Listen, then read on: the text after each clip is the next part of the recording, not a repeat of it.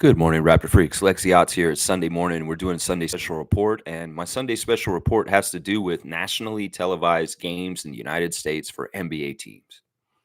Well, they've come out with a list of all the games for the national television schedule down in the States, and the Raptors only have 4 games. 3 of them are on NBA TV, and one of them is on ESPN. The game on ESPN is against the Knicks, and it's in early January. It's also the second night of a back-to-back.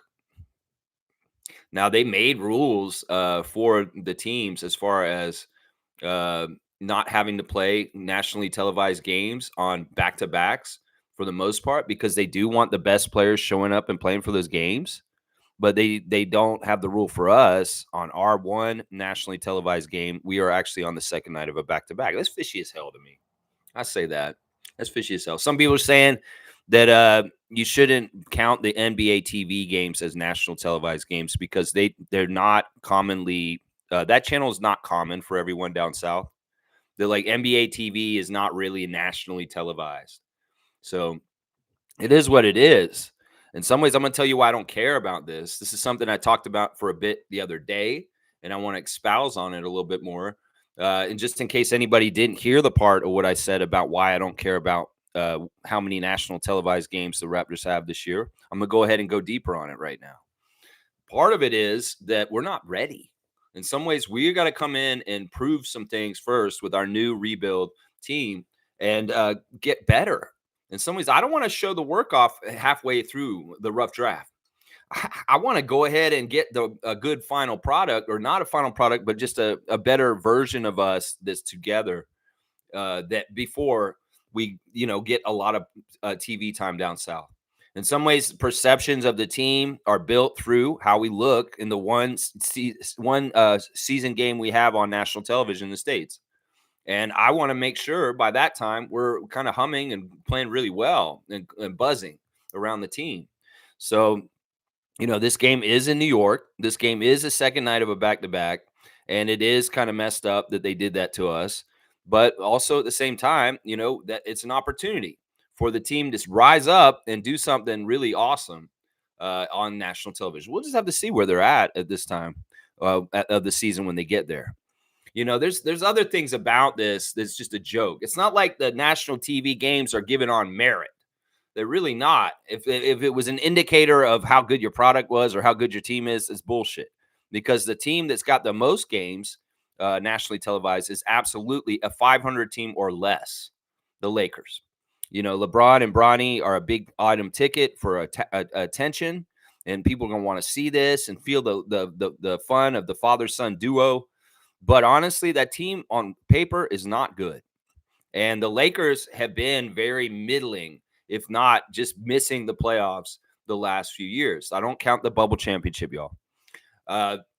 So what does it show? The best teams are getting the most? Is that any kind of power rankings, the way that they give the national televised games in the States to people? No, it isn't, because obviously the top 2 teams that have the most games are both going to be 500 teams or worse.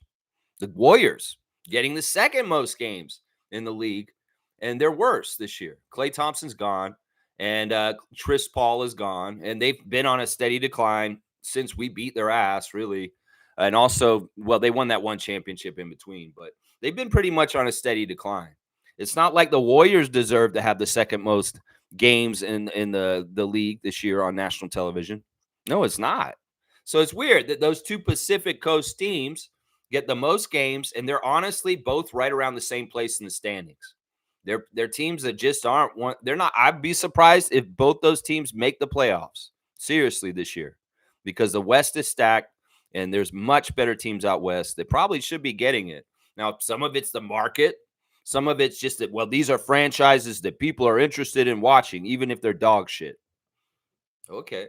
So we can't take a slight and say, oh, we're one of the worst teams in the league because we only got one game on ESPN. No, we can't be like that. Another thing that people are talking about is they wish that we had gotten a game on TNT.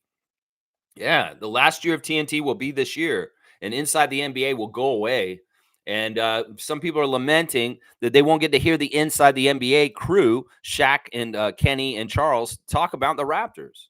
Well, I don't care about this. It's not like they've ever talked about the Raptors properly anyway. I mean, Charles, sure, he'll say some things that are nice about the Raptors every once in a while, but for the most part, these guys don't cover the Raptors correctly. They're amazing broadcasters, Emmy nominated and winning broadcasters, but it's not like they've been special to us. Or I've like, oh, I remember when Inside the NBA did a Raptors game and they were so cool. No, it's not like that. So anybody who's worried about that, who cares? Who cares? It's not like there's a legacy of TNT Inside the NBA covering the Raptors that's special or anything. So who cares about that? Now, one thing I will say to people right now is we actually have more nationally televised games than anybody in the league. Yeah. No, I'm not lying. Nationally televised in Canada. And in some ways, that's what matters, y'all. It's like we have almost all our games on that nationwide in Canada on TSN, Sportsnet, and different places. And that, in some ways, is way more impressive. In some ways, that's part of the reason why we don't get so many USA games down there, because they already look at it and say, well, they're going to be on nationwide in Canada all season. So in some ways, we win because we actually have more nationally televised games than anybody in the States because they're televised in Canada across the border, all the way across the top in here in Canada. So, I mean, it's all how you look at it. The advantages and disadvantages of being the only Canadian team in the league. Well, there's an advantage. You got a nationwide audience that is huge. The country Canada has a bigger population than most of the cities in the United States, I would say. I think it's bigger than New York and LA. But I don't know. Maybe not. Maybe we are a smaller country than those cities. I don't think that's right, though. So it's like the broadcasting reach of the Toronto Raptors being on national schedule across the nation of Canada is getting a huge audience. So, I mean, it's all how you want to look at it. In some ways, people will use the status of the Christmas Day games, the status of how many national televised games to say, oh, we're better than you. Bullshit. You tell me the Lakers are better than the Thunder, and the Thunder got less games than the Lakers. You tell me that, and I'll tell you you're crazy. The Lakers are not better than the Oklahoma City Thunder. So it's not like there's any merit to how they dole out the games as far as whether the teams are good or not. So it's ridiculous. In some ways, we are in work in progress, and we need to work in the shadows to get better. And then when we're more arrived and we're more gelling and we're more in the right place with our barbecue era, then we will put it on display. We'll bring the cooker out and we'll invite the family to the picnic. And we'll say, yeah, come on in. We got barbecue. It's tasty. It's hot. And we want to show you it now. We've been slow roasting it and getting it ready over a long time. We're getting it ready this year. In some ways, we don't need them to be seeing what we're doing because we need to just go ahead and do it. And we'll show up and be who we are, like we did when we came up and got that championship, like we did with Kyle and DeMar coming up and making more and more strides in the playoffs. Yeah, we're going to be back there again. Trust me, we will be. Yeah. So, yeah, who gives a shit about national TV games and how many you got? We got 82, and they're across the country of Canada. That's what I would say to people right there. Yeah. There you go. There's my spiel on the national televised games of the year. Who cares? If they're going to put the Lakers at the top, are we supposed to take this seriously? Seriously. And once again, I'm ignoring you, Celtics, because they're ignoring you too, apparently, champions. I think that's hilarious. In some ways, Laker Nation, once again, is butthurt because Celtics have one more championship than them. They were tied until this year, and the Celtics won their championship this year, and now they're up one championship over them. So Lakers fans, maybe they're in charge of programming. You're like, oh, damn it, the Celtics are ahead of us now. We better just give the Lakers more games, and then we can make them feel bad about that because we ain't going to make them feel bad on the court. That's for damn sure. Yeah. Let's see. Trevor Jace here. Good morning, family. Some people don't know what a good person is because money controls loyalty. Yeah, this is bad. This is gold digger attitude. In some ways, you don't want people around you like that. I've never, ever gotten along with people that were very money hungry, people that are just very greedy, people that just kind of think about how they could scam or get more money. Those aren't my people. I'm the antithesis of that. And in some ways, I ain't dating no women that are all about people's money. I ain't about that. No, there got to be other things that drive the person than just some fake ass crazy system that we created that's kind of not really real in a lot of ways. If you really want to get down to human existence and things like that, this money doesn't mean jack shit. It really doesn't. But yeah, definitely true, Trevor. You don't want people like that in your life that are controlled by loyalty to money first. That's crazy. Yeah, those kind of people are just not good, healthy people in general in society. And too bad that there are a lot of them. It's too bad. Yeah, Trevor's saying, why so many people were out of pocket yesterday on Scotty Barnes' Twitch? Lots of BS. Yeah, Scotty returning to Twitch last night for like 4 hours. Amazing stuff. Very fun to hang out with Scotty Barnes on the Twitch, playing video games last night. Well, I'll give you all the details about what we saw last night. Of course, Monique, very active in the chat last night. Love seeing Superfan Mo and they're interacting with Scotty Barnes and Lloyd. And yeah, there are other people like Isaac was there too. Trevor was there watching. Yeah, they're just, Trevor, we got to realize that Twitch is a younger person's kind of platform. And there's a lot of youngsters in there. They're just immature. And there's crazy ones that are in there saying stupid bullshit all the time. At one point, I was saying, where's the mod? Because honestly, there's some people being sexual. There's some people talking about allegations, bullshit motherfuckers. There's some people that are just being out of pocket. Some of them talking trash about the Raptors a little bit, just bullshit like that. That's normal. That's normal stuff for his Twitch, Trevor. And, sometimes the mods are asleep and they're taking care of them. And sometimes they're not. They're not taking care of them. Sometimes they're asleep and they're not taking care of them. I called it out. I was like, where's Chunky Monkey? We need Chunky Monkey, one of the mods of this channel, to get in here and clean this trash out. And well, they did show up at some point and started deleting comments and putting people in timeout. But yeah, that's normal for this. Scotty returning to Twitch last night after his European vacation. Great to touch base with him. I asked him some questions. I asked Scotty straight up, Scotty, did people recognize you in Spain? Because I was wondering about this. I was like, Scotty, a big enough NBA star as an all-star now that people will be recognizing him over there. And he said no. He said that it was actually really liberating and fun and free to walk around with nobody messing with him and that they did not recognize him in Spain. That's pretty cool. So I'm glad that happened for him. I don't know. Give it a couple of years, Scott. It may be that it's not the same if you go back to Spain. Seriously, you want to get that big, man. You really do. But it did sound like Scott really did enjoy the break of being hounded by people in public and being able to just be out in the public as a tourist and just enjoying himself while he was visiting Spain last month.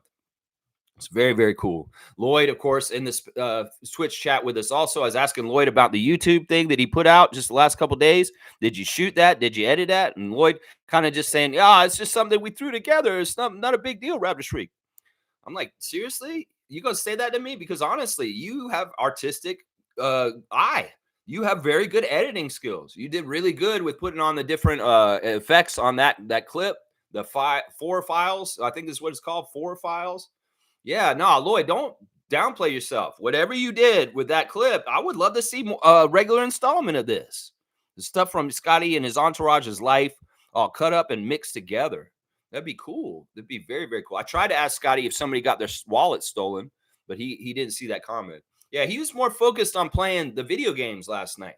He was doing something very interesting. He's got a new name on his 2K character called One Problem. And Lloyd is One Lloyd, and they're making a team called One. And they were trying out people last night on 2K to join the team. They were actually taking people from the Twitch stream that were in there watching them, getting their ads, and adding them to the squad and trying them out in 5-on-5 games. And it was a disaster. It was a disaster. Scotty was like Simon Cowell and Randy Jackson and Paul Abdul all in one, American Idol, trying out people. And there was no tickets for Hollywood. Let's just put it that way. You put these people on the team, and, obviously it's a 5-man team, and some of these guys ain't played with each other at all, and they're playing with Lloyd and Scott, and there's 3 random guys. There's no passing. There's no good cohesion on defense. There's no seal. And they got their ass kicked. They bring in a real team, another team that's got 5 that have been playing together, and they absolutely run them off the floor. And Scotty and Lloyd are making jokes. Oh, I don't think anybody's going to make our team, Lloyd. Yeah. And I'm like, yeah, because honestly, these guys weren't playing a team game that were trying to come in and play with them. And they weren't very good, honestly, in a lot of cases.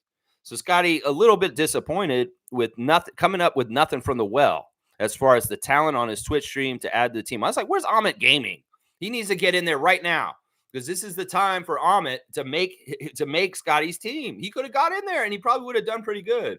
Durrani still around from the Twitch family. He was on the chat actually last night. We heard him. He said, no, I'm still on the team. And they were saying that he played the day before, but he didn't do too well on Friday. So they kind of made him take a break yesterday. And Durrani's like, yeah, I'm still on the team. Lloyd said he got sent down to G League just for a little bit.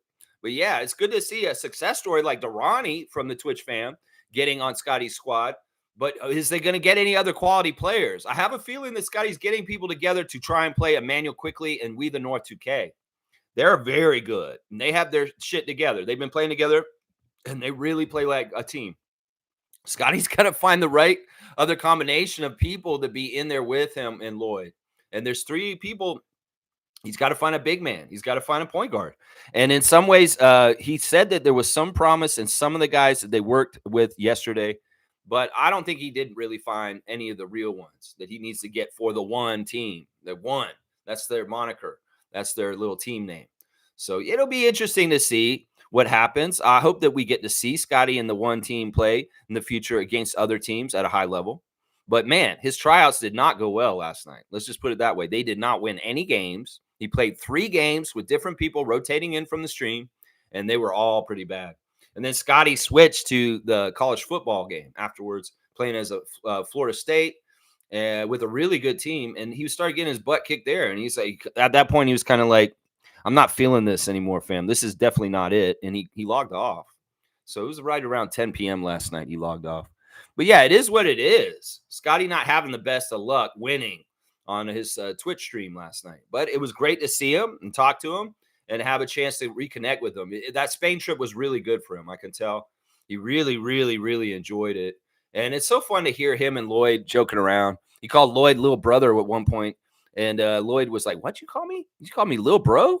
What?" He got a little upset about that. But the comedy team of Scotty and Lloyd is so fun. He really is like a Johnny Carson, Ed McMahon kind of thing there, that dynamic. I know old head saying something about a Twitch streamers friends. Yeah, that saying an old reference like Tonight Show, Johnny Carson, Ed McMahon. They really do have that dynamic. It's like Conan O'Brien, Andy Richter kind of shit. Because they're funny. They're funny. It reminded me, Trevor reposted a clip of Scotty reacting to How Hungry Are You? As Serge Ibaka with Kawhi Leonard on as a guest when Serge made a penis pizza for Kawhi. And watching Scott, and you know it's an old clip because his teeth aren't fixed yet, and it's from like 2022. And him and Lloyd talking, reacting to Serge trying to get Kawhi Leonard to eat the penis pizza is hilarious. It's so hilarious. I forgot about that clip, but when you hear Lloyd and Scotty working off each other, like talking, it really is like a host co-host kind of feel.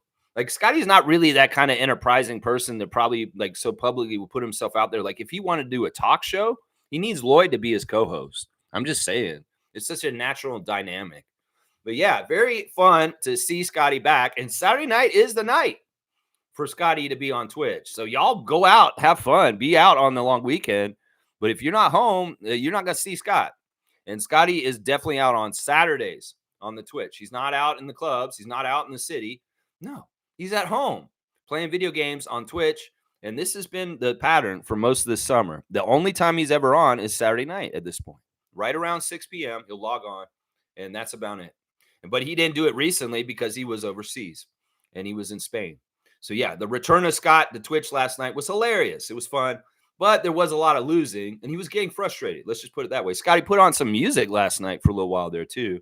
He had some crazy, like, music, I think it was from Spain at first. Some of the music they were listening to at the little beach cabana when they were in Ibiza or something like that. I don't know. And then some of the classic jams came on there. He was listening to Miss Jackson, some Jay-Z, all kinds of good stuff was on Scotty's playlist while we were watching him play video games. There was some good music on there. Of course, really nice to see a lot of the old Scotty Barnes Twitch family on there, like Erica Plays, Chunky Monkey, Jay Peasy, all those folks. Those are. It's fun. Guerrilla Marketing. These are all the same names that have been around Scotty's Twitch stream since the beginning, like people like Cool Cat, Isaac Campbell, and Tom Duke. Yeah, it's so good to see everybody there. And once again, I'm so glad that Monique finally got on Twitch and she could be in there and hanging out with Scott and feeling the connection to him also in there for sure. It's so special, Mo, isn't it?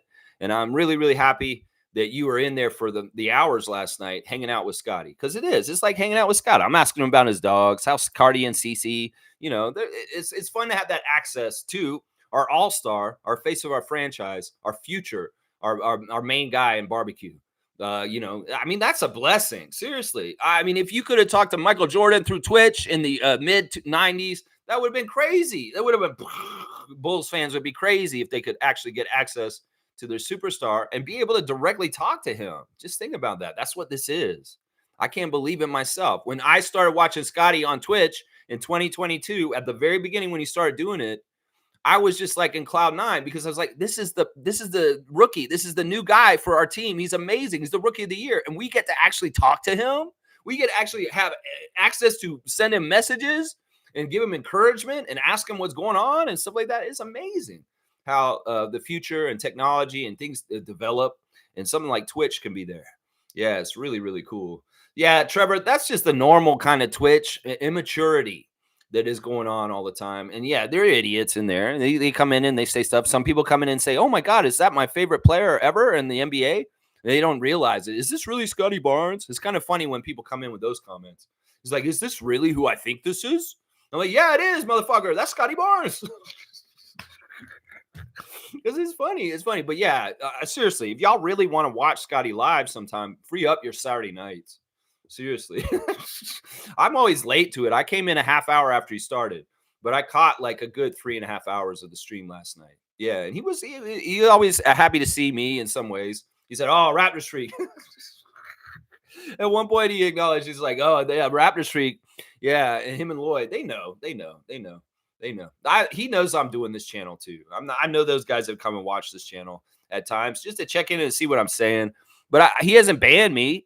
So he obviously doesn't think I'm a bad influence or a bad thing. I'm only trying to get the information out for true Raptors fans that may not have been there, Scott. I have all the best intentions of the world. I want you to be as successful as possible in your life in all kinds of ways. That's all I want for you, my guy. That's right. Trevor's saying more photos of Ulrich Shamshay working out. Yeah, these photos are originating from the OVO Center, and I love that. A lot of the Raptors are back in Toronto already, even though training camp's not going to be for a couple weeks.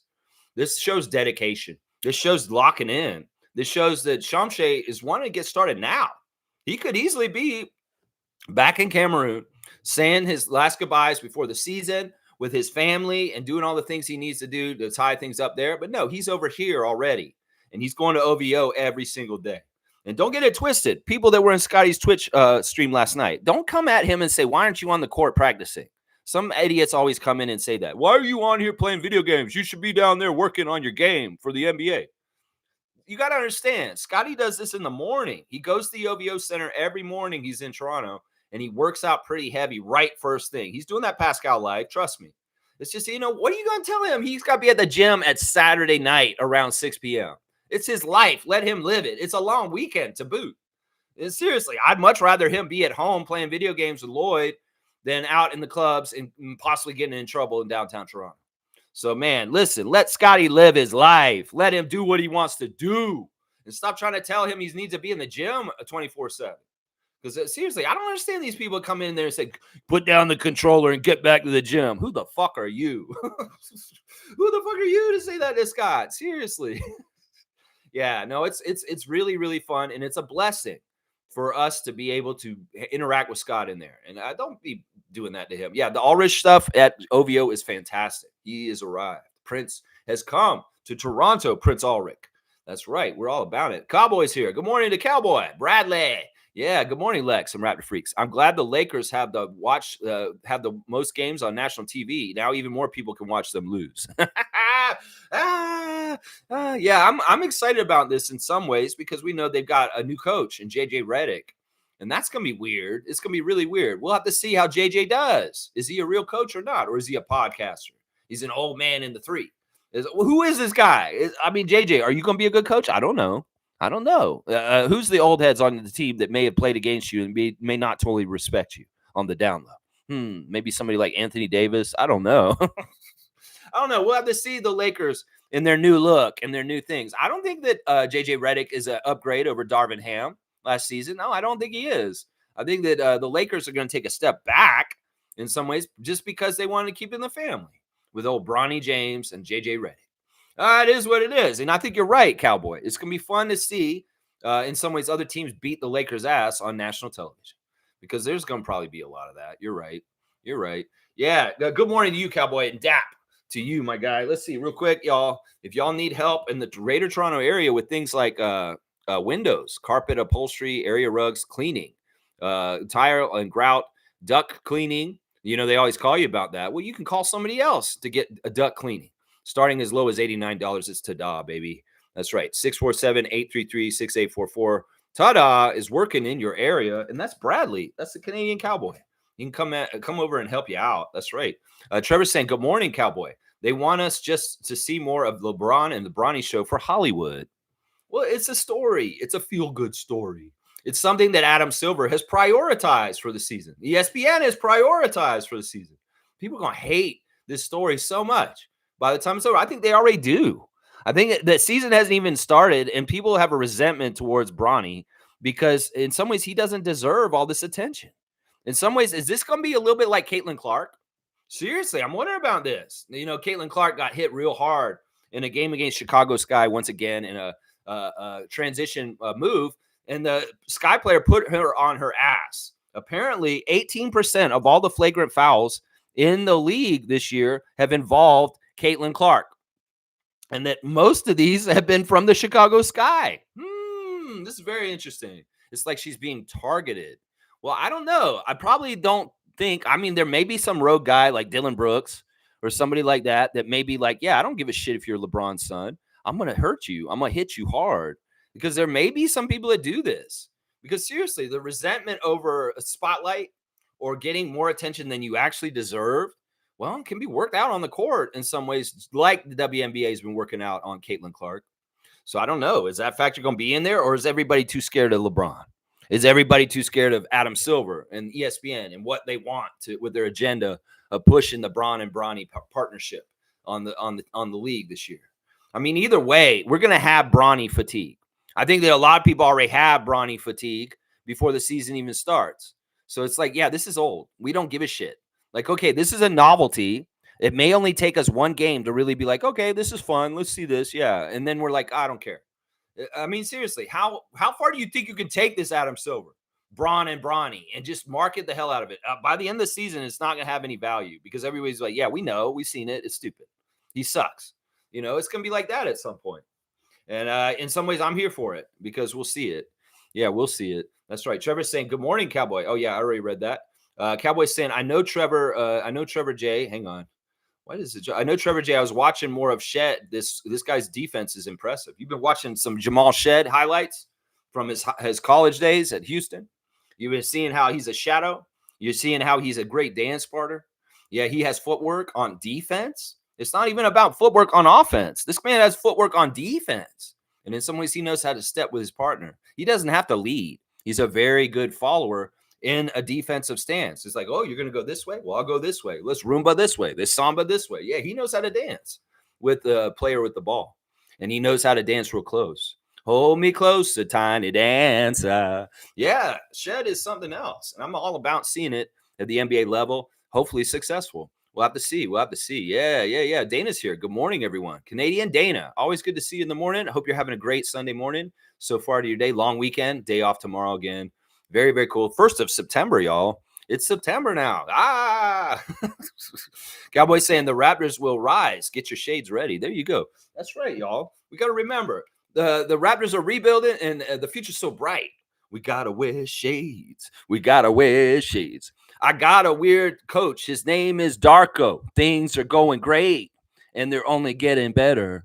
I'm learning passing offense. I'm doing all right. I'm making good buckets. The future's so bright. I gotta wear shades. That's right. The Raptors' future is bright. WNBA and Toronto's future is bright. And Team Canada national teams are bright for basketball. That's right. The bright futures. That's right. Fiercey is here. Good to see Marie holding it down in Ottawa for us. Good morning, fam, and happy Sunday. The West has been stacked for years, but so much turmoil over there. I don't mind the negative assumptions. Our team is much better than what is being projected. I agree with this. We were talking about it last night with Scott and them, and somebody in the chat was saying, you guys are going to be in the play-in at least, if not in the playoffs. And it's really kind of the same story that we're saying here as far as there's enough Eastern teams that are bad that the Raptors could be better than them, that we slot in the hierarchy of the Eastern Conference a little bit higher than people may expect. I mean, I'm sure we're better than the Wizards. I'm sure we're better than the Nets. I'm sure we're better than the Pistons. I'm sure we're better than the Hornets. and probably better than the Bulls. And that's 5 teams right there. If we're better than the Hawks, well, we're the seventh. We're seventh from the bottom, and that means you're in the playoffs or the play-in. And that's what I'm saying right there. It really is in some ways the Eastern Conference. There's some bad teams in the Eastern Conference. Some people would say we're probably one of them, but I don't think that's right. I think we're a middling team. And we're going to be better than some of those shitty teams. And it really, really depends the most on our health. We have to be healthy. We can't have guys in and out. We can't have guys taking games off just for the hell of it. We need to all be there and working hard and trying to go through it. Now, one of the things Raptors fans are realizing is the schedule is top heavy. We've got so many games against top teams and playoff teams at the beginning of the schedule that we may get submarined with a bad record in the first month or so of the season. And then at the end of the year, we have a whole bunch of cream puffs and very easy schedule. So this is the thing, Darko, Raptors, if you guys can get through the gauntlet of the first couple of months of the season through the NBA Cup bullshit, and you're okay, relatively okay by then, you guys have a really good chance to finish the season very strong by the end of the year with the easier schedule later in 2025. So, man, that's the thing. Survive this beginning part. Hopefully y'all have health all the way through this stuff. And you steal some games against top teams that you shouldn't have no business beating. Some people are saying if you look at the records and you look at the top, the first couple games, that the Raptors will be 2-15 at the 17th game coming in the season. If you look at the records, their record might be 2-15. Are y'all ready for this, Raptors fans? Just in case, because this could be possible. The schedule is not kind to us. We have the hardest schedule in the whole NBA up until the end of the NBA Cup. They really loaded all the hard teams right at the beginning of the season. A lot of West Coast teams at the beginning of the season. A lot of the West Coast teams come in and play their game against us in our arena at the beginning of the season. And yeah, it's going to be a very, very tough challenge.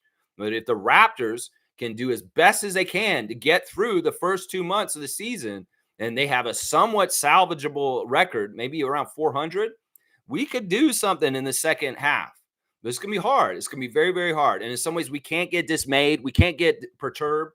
We can't get downtrodden if we have a very bad first month of the season, Raptors fans. Y'all need to be in the know and hear me say this right now, that if you're a Raptors fan, you want to stick with this team, understand what they're up against right at the beginning of this year. And that in some ways, if they lose a lot, don't turn your back on them. Understand that this was part of the design of the NBA schedule, front loading all the playoff teams against us in the first 2 months of the season.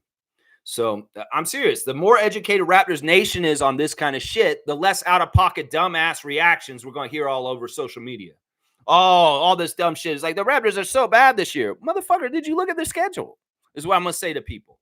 It's like, seriously, did you look at their schedule? Because that'll tell you all you need to know. The crazy-ass high percentage winning of all the opponents we're playing.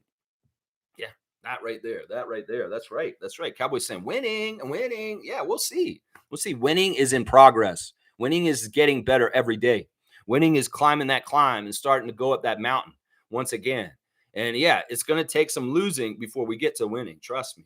Yeah, it will. David's here. Good to see David Saborin. The commissioner of trivia is in the house. The goldfinch are going crazy here. Just sitting outside filming them with some coffee. They love these flowers. Maybe I'll try to post a video in the Facebook chat. That would be awesome. David, you're not on Facebook, though. If you do it through Morgan or something like that, that'd be fantastic.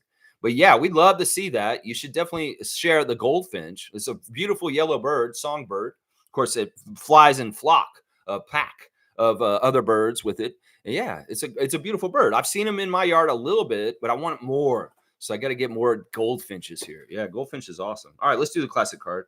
Since David is here, let's go ahead and do the classic card. And which one do I want to do? This one or this one? Let's do this one. This one's good.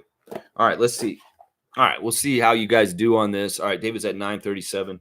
All right, I'm covering up the name. Whoever can write in the full name, spelling may count, will get Raptor Freak trivia points to go towards their trivia score for the season for Raptor Freak trivia. And you get your name on this trophy if you're number one at the end. So here we go. Does anybody know who this guy is? I have a feeling Smooth Brown Man's here. He'll probably know who that is. Let's see what it's saying. Yeah. Who is that, guys? Who is that? Who is that? Who is that? Who is that? Who is that? Is that too hard? Is this too weird? I have a feeling the old heads should know this. One of the old heads should probably know this. That's Byron Scott behind him, just so you know. If you want to know who's behind him, Showtime Laker Byron Scott, former coach of the – yeah, there we go. I knew Smooth would know this. That's Mark Bryant. No relation to Thomas Bryant, I'm pretty sure. Mark Bryant of the Trailblazers. He's yeah, there he is. This is a rookie card, guys. Look at that. That's Mark Bryant as a rookie. That's what an NBA rookie used to look like, guys. Yeah, you want to see what a real man, a real NBA rookie, not a little kid, not a little teenager coming to the league used to look like? That's what an NBA rookie used to look like in the 80s. You tell me that league was soft. You tell me that league was soft. Look at that man right there. That was an NBA rookie's body right there. Isn't that crazy? Yeah, Mark Bryant. All right, David, you got the points on Smooth Brown Man getting the classic card. You can put that in, please. And also, David, I'm going to ask you, please audit your trivia and make sure that you got all the scores right. I'm not totally sure your points totals are right because I've been writing things into the spreadsheet, and I don't know if you're catching them and adding them to the cumulative total. So I would like to ask the commissioner of trivia for an audit. And if you're not going to do it, I will do it. And I don't really want to do all that work. I want you to do it. But I'm not totally confident in your trivia totals. You need to go through the books and make sure that you got it exactly right and really, really add it all up because you may have missed some numbers is what I'm saying. So please, David, if you can do that. He's not even here. I don't think he's here right now. All right. I don't know. I'll go ahead and adjudicate this as like 200 points for Smooth for Mark Bryant. 200 points, Smooth. I don't know. Where's David? David, is it here? I see. That's the thing. You're going to do the job. You got to be here, my guy. Where's David? Where is David? I need David to do this because some ways it's annoying me how I don't feel like you're doing the job right. All right, let me see. Where is I'll do the classic card. I'll write it in if he hasn't written it in already. Let's see. All right, yeah, here. I'll just do this real quick. 2024, September the 1st. It is Mark Bryant.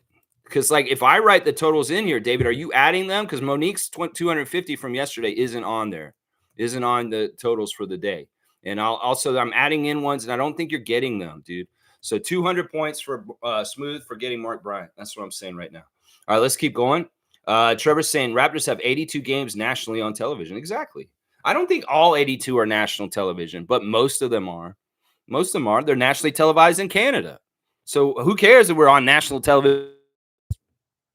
We're on national television up here. That's what I say right there. Yeah. Fiercely saying I saw the Lakers have more televised games than the reigning champs. I cackled. I promise you, they will push for Bronny to be in the starting five and promoted as the first father-son starting. Blech, she's throwing up. I mean, seriously, nobody likes anybody getting things that they didn't deserve. Nobody likes people getting like handouts or getting something that like it just doesn't seem fair. And this is what's going to happen with Bronny James. And it's too bad. It's not even the young man's fault. It's his dad's fault. It's Adam Silver's fault. It's ESPN's fault. It's the media machine around the NBA's fault. In some ways, Bronny is going to go along with it. But if, in some ways, if he had deep down integrity, he'd be like, guys, you're giving me too much for what I'm worth. I'm not this good, guys. Because he really isn't. He didn't do jack shit at USC. He barely scored. He wasn't even the best player on USC to get drafted to get the NBA. In some ways, it's a slap in the face to so many different people. The people that are in the G League trying to make the league, the people that are already in the league that work their ass off to get there and they see this guy get a red carpet rolled out of it. It's just really, really bad. And a lot of it has to do with this. And a lot of it has to do with just bullshit and executives that are in charge of programming. And they're saying, well, Bronny will be such a big ticket. We better really over push him and put him right down the throats of everybody. Yeah, that's what it is right there. So, if he's starting for the Lakers, this is some bullshit, convoluted bullshit. He's not a starter. In some ways, I wouldn't even say, like Jaylen Brown said, this dude needs to be in G League. Jaylen Brown said that this summer. He said, this guy shouldn't even be in the league. This guy should be in G League. Yeah, that's probably true. He doesn't need to be playing in the NBA. Make him earn his spot. Come up the right way, like Jeffrey Doughton Jr. Seriously. In some ways, you're going to say me that Bronny's better than Jeffrey Doughton Jr., you're a liar. And in some ways, listen, you got to see how much Jeffrey Doughton Jr. has struggled to get his spot on the Sixers over his years around the G League and the NBA. Bronny James doesn't have that kind of path. Well, there's resentment. I'm sorry. There's resentment, and it's not fair. It's not fair. That's right. Tobias is here. Good to see Tobias Frost. I hope you had a great trip back, and you're doing okay, my guy. Morning, Rat Freaks. How are you doing? I've just barely missed the streams due to the time difference. It's all good, man. I mean, listen, you can always watch me not live. 1.5 or 1.75 speed. Those are great speeds to watch me, and it goes by a lot faster. But yeah, I hope you're doing good, and you're back on your time schedule, not jet lagged anymore. Yeah, the stream is here live for people who can make it in the morning, but if you can't, you can always catch it later. That's the great thing about it. Fiercely saying, Tobias, where are you? What time is it over there? 2 hour difference. He's in Calgary. Okay, so he's in Calgary, just like Seymour. Very, very cool. Very, very cool. Cowboy saying, Cowtown, Tobias. Let's go. Cowtown. Moo. Edmund's here. Good to see Race Mode, guys. Race Mode travels. Good morning, Lex and crew from Utah. He's over in Utah country. All right. It's 6:51 here right now. Glad to be catching a plane back home the next couple hours. Enjoy the long weekend. All right. Well, I wish you a safe flight, Edmund. I've been hearing all kinds of flights, horror stories recently. Different people are talking about all this kind of crazy stuff. Eric Smith of Fan 590, a radio announcer for the Raptors, very pissed off at Delta yesterday. But of course, Eric Smith, when he's pissed off at Delta, he's really nice still. He's like, listen, guys, I usually applaud and give credit to great companies doing great things. But today I just have to say, Delta, you've dropped the ball. And I don't think I'll be using you anymore in the future. He's like, yeah, there's been a lot of people like opining and putting out tweets and social media messages about how bad airfare is right now, air travel. Like as far as like how shitty they're treating us or the delays or, just all kinds of crazy stuff. I've been hearing all kinds of crazy stories about flying and how goofy and bad things happening, delays and just crazy stuff. I can only imagine what they did to Eric Smith. So I hope that you have none of that, Edmund. You get back to Pearson, okay, and you're back home, Canada side. But yeah, I've seen some of your stuff on Instagram recently. Looks like you've been having a lot of fun filming stuff. Y'all check out Race Mode Travels. He's on Instagram and he's always posting great content about the stuff he's doing with cars and racing. And that's that. If you're interested in that, you should definitely look him up, man. Definitely look him up. And happy long weekend to you too. Tobias saying, I've been checking out the memorial when I can. The memorial. Okay. And Fiercely saying, oh, Tobias, you're the same spot as Seymour. That's right. Yeah. Cowboy saying, have a safe trip, Race Mode. There you go. And Fiercely saying, Raptor freaks are everywhere. Let's go. It's true. It's true. When we first started, we had a guy in Jakarta that was watching me every single day. And he was exactly 12 hours the opposite of me. And it was kind of cool. It's like, all right, it's 9:30 in the morning here. It's 9:30 p.m. where Darren was. Darren was there. I don't know where Darren went, but Darren was an early Raptor freak. We also had Kene and some other people that were in Zimbabwe watching me in Zimbabwe. So we've had some people in the African continent tuning into the Raptor Freak channel. And of course, then sometimes I get some people from Europe, people from across the USA. It's cool. Raptors fans are worldwide, baby. And if you want to find Raptors channel like this, well, you found it, baby. You found the right one. It's not easy to find this channel. It's kind of like a little hidden secret. And if you're a Raptors fan that's lucky enough to found my channel, well, tell other people. If you have good Raptor fans in your life that are positive and love the team just like we do, well, this is a great channel for them to watch. Because seriously, there's enough toxic, negative BS out there in places for fans to see.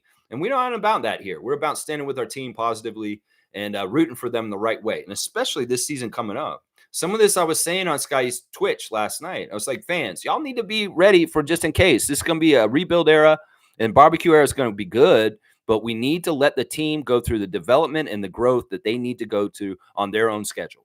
And all this overreacting of Raptors losses and going and dumping on them just in case they lose some of the games that are coming up, just pause, and let them do what they need to do because it's not helpful. It's not like your criticism is constructive and helping. No, usually they're just saying the Raptors suck or like, yeah, what is wrong with the Raptors? They're so bad. Well, quit being a casual and pay attention to the state of the franchise and see where we're at. And some people in there also were talking about we need to just tank and lose to get Cooper Flag. Talking that to Scotty on the stream. I'm like, no. Tanking mentality is never, ever all right. The NBA has done a good job of trying to penalize teams for tanking, and it's just not an option anymore. So anybody who's like all about let's tank to get Cooper Flag, you're crazy. That one player ain't gonna save us, and it's not worth the damage of losing on purpose and the vibes and the feeling that you build around your team. Trust me, it's just not worth it. One player is never worth that. Never, ever worth that. I don't care if it's Victor Wembanyama. It's not worth that. That's right. It's not worth that. Yeah. Cowboy's saying, let's see. Tobias is saying, where are you from, Cowboy? He's here in Toronto. And Tobias is saying, I wonder if I've seen Seymour around. I don't know. That's weird. Calgary's a big city. I don't know. You see some guy wearing a Mets hat, a guy from Scarborough. You see a guy wearing a Mets hat and driving a forklift. You might see Seymour then. Cowboy saying, I was born in Calgary, but I've been here in Toronto now for a long time. Okay, there you go. So he's from where you're at, but he's over here in Toronto. Yeah, because I see Cowboy. Cowboy comes to the hangouts, and we've hung out quite a few times actually over the last couple of years. I love Bradley. Bradley's a great guy. Tobias saying, nice. If I ever come back up to Toronto, I have to meet you more people from there. I came out on short notice. Yeah, the short notice is the only thing that messed that up. But if you can give me like a month, at least a month, I'll organize something because we love a reason to get together. And Monique's birthday was the last one this summer in June. We did a big birthday party for her. It was fantastic, so successful. One of the best birthday parties I've ever been to in my life, to be honest. And we just need some lead-in time so I can get everybody organized, get a venue organized, and get as many people to come down as possible. And Cowboy will come if you come back and you give me enough time. He will come. Trust me. He's usually very regular on making it to our stuff. Yeah. Fiercely saying the beauty of statistics, not a good look for the Chicago Sky. I'm team Angel Reese and all for competitiveness, but still they need to relax. Hey, I don't think Caitlin Clark's upset. I think that some people that are all about fairness and justice warriors and stuff like that, they may be upset for her, but no, she doesn't care. She wants that smoke. She wants to come in with the craziness, and she's excelling and doing crazy good anyway. So it's like it's funny how other people want to stand up for people, and in some ways, she doesn't need standing up for. She understands the hard knocks, and in some ways, going through it this way, it makes her tougher. So I get her personality. This ain't stopping her. No, it's not. And in some ways, hey, I'm glad that people care about her and they're worried about her. But why? Because she doesn't seem like she's upset. She did. Thank God she didn't get hurt from any of the cheap shots. So it's all what it is. It is what it is. Yeah. Yeah, Chicago Sky are fun. I love that fit that Angel Reese had coming in the game the other day. She's wearing a Rodman jersey backwards, coming in with the 10. The Pistons one, not even the Chicago one. Some people were saying, why didn't she wear the 91 for the Bulls that Rodman wore?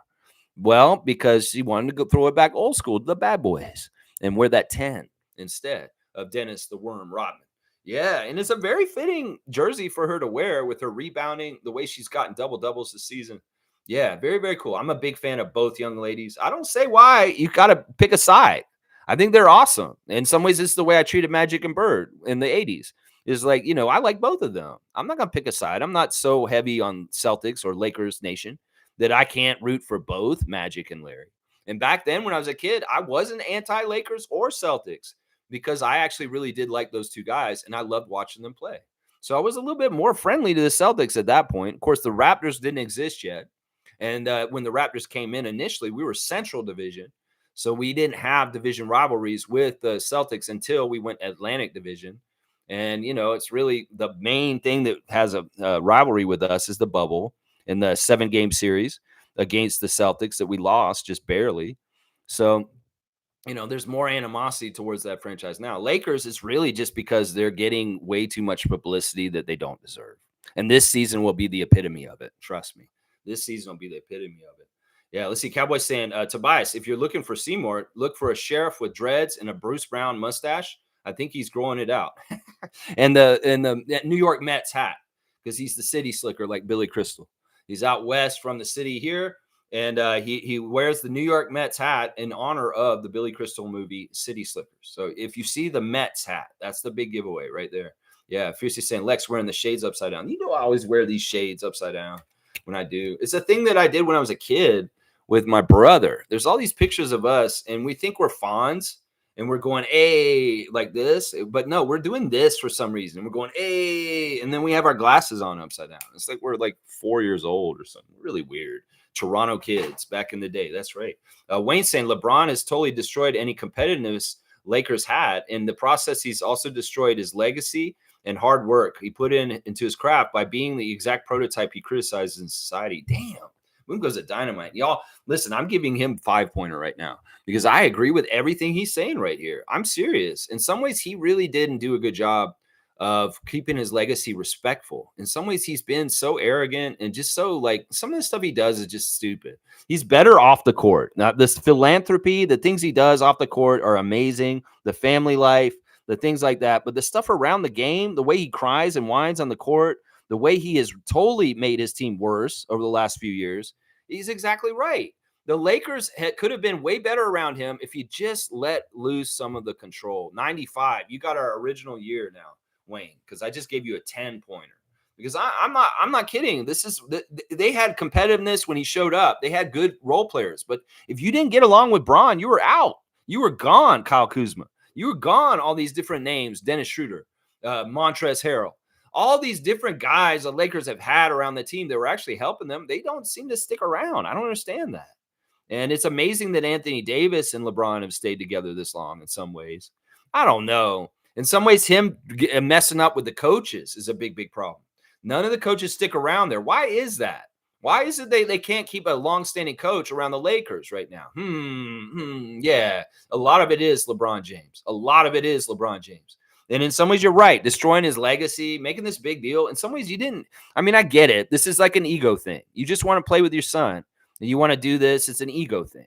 But in some ways, it is kind of like, I don't know. I don't know what the right word is for it.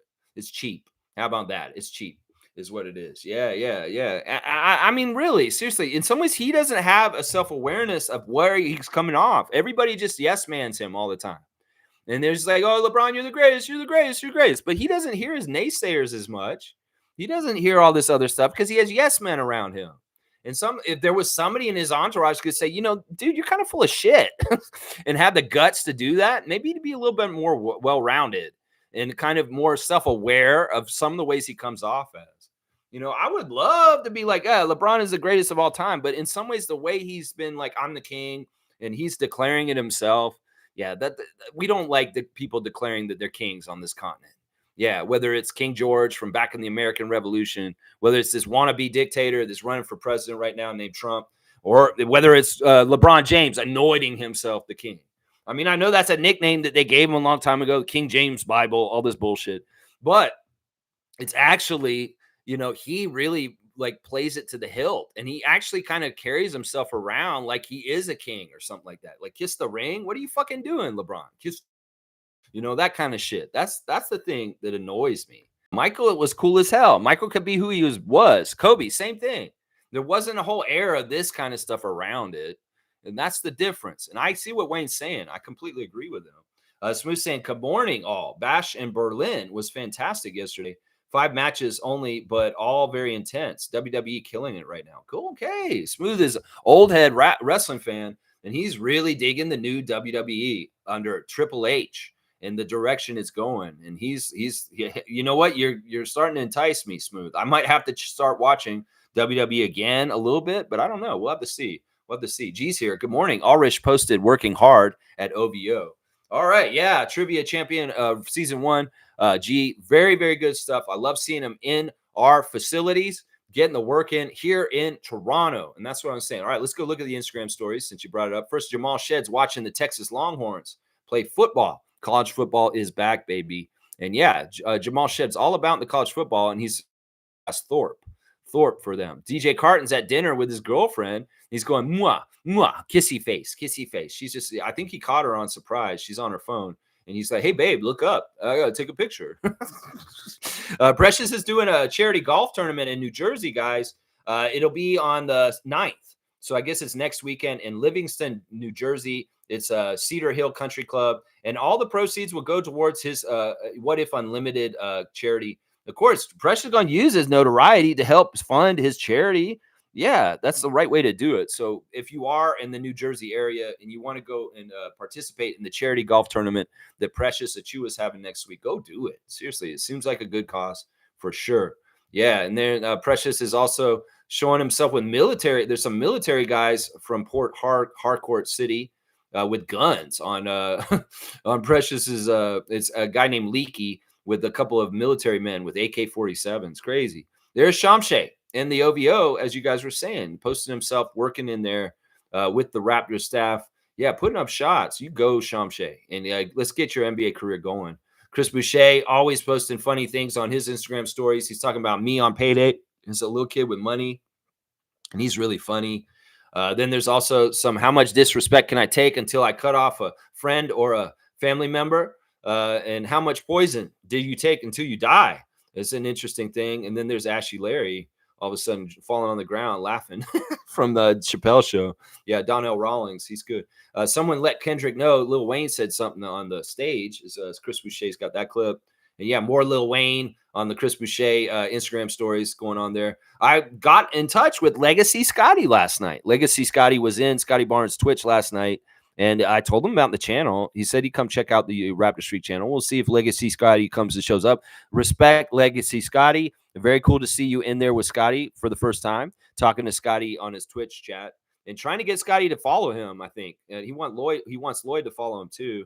But yeah, he's got a post of the career highs of the starting five of the Raptors. Of course, they're putting Grady Dick in there as the fifth starter. I don't know if that's for sure yet, guys. But yeah, RJ Barrett's career high is 46, Scotty Barnes 32, Manuel Quickly 38, and Jakob Poeltl 31, Grady Dick 24.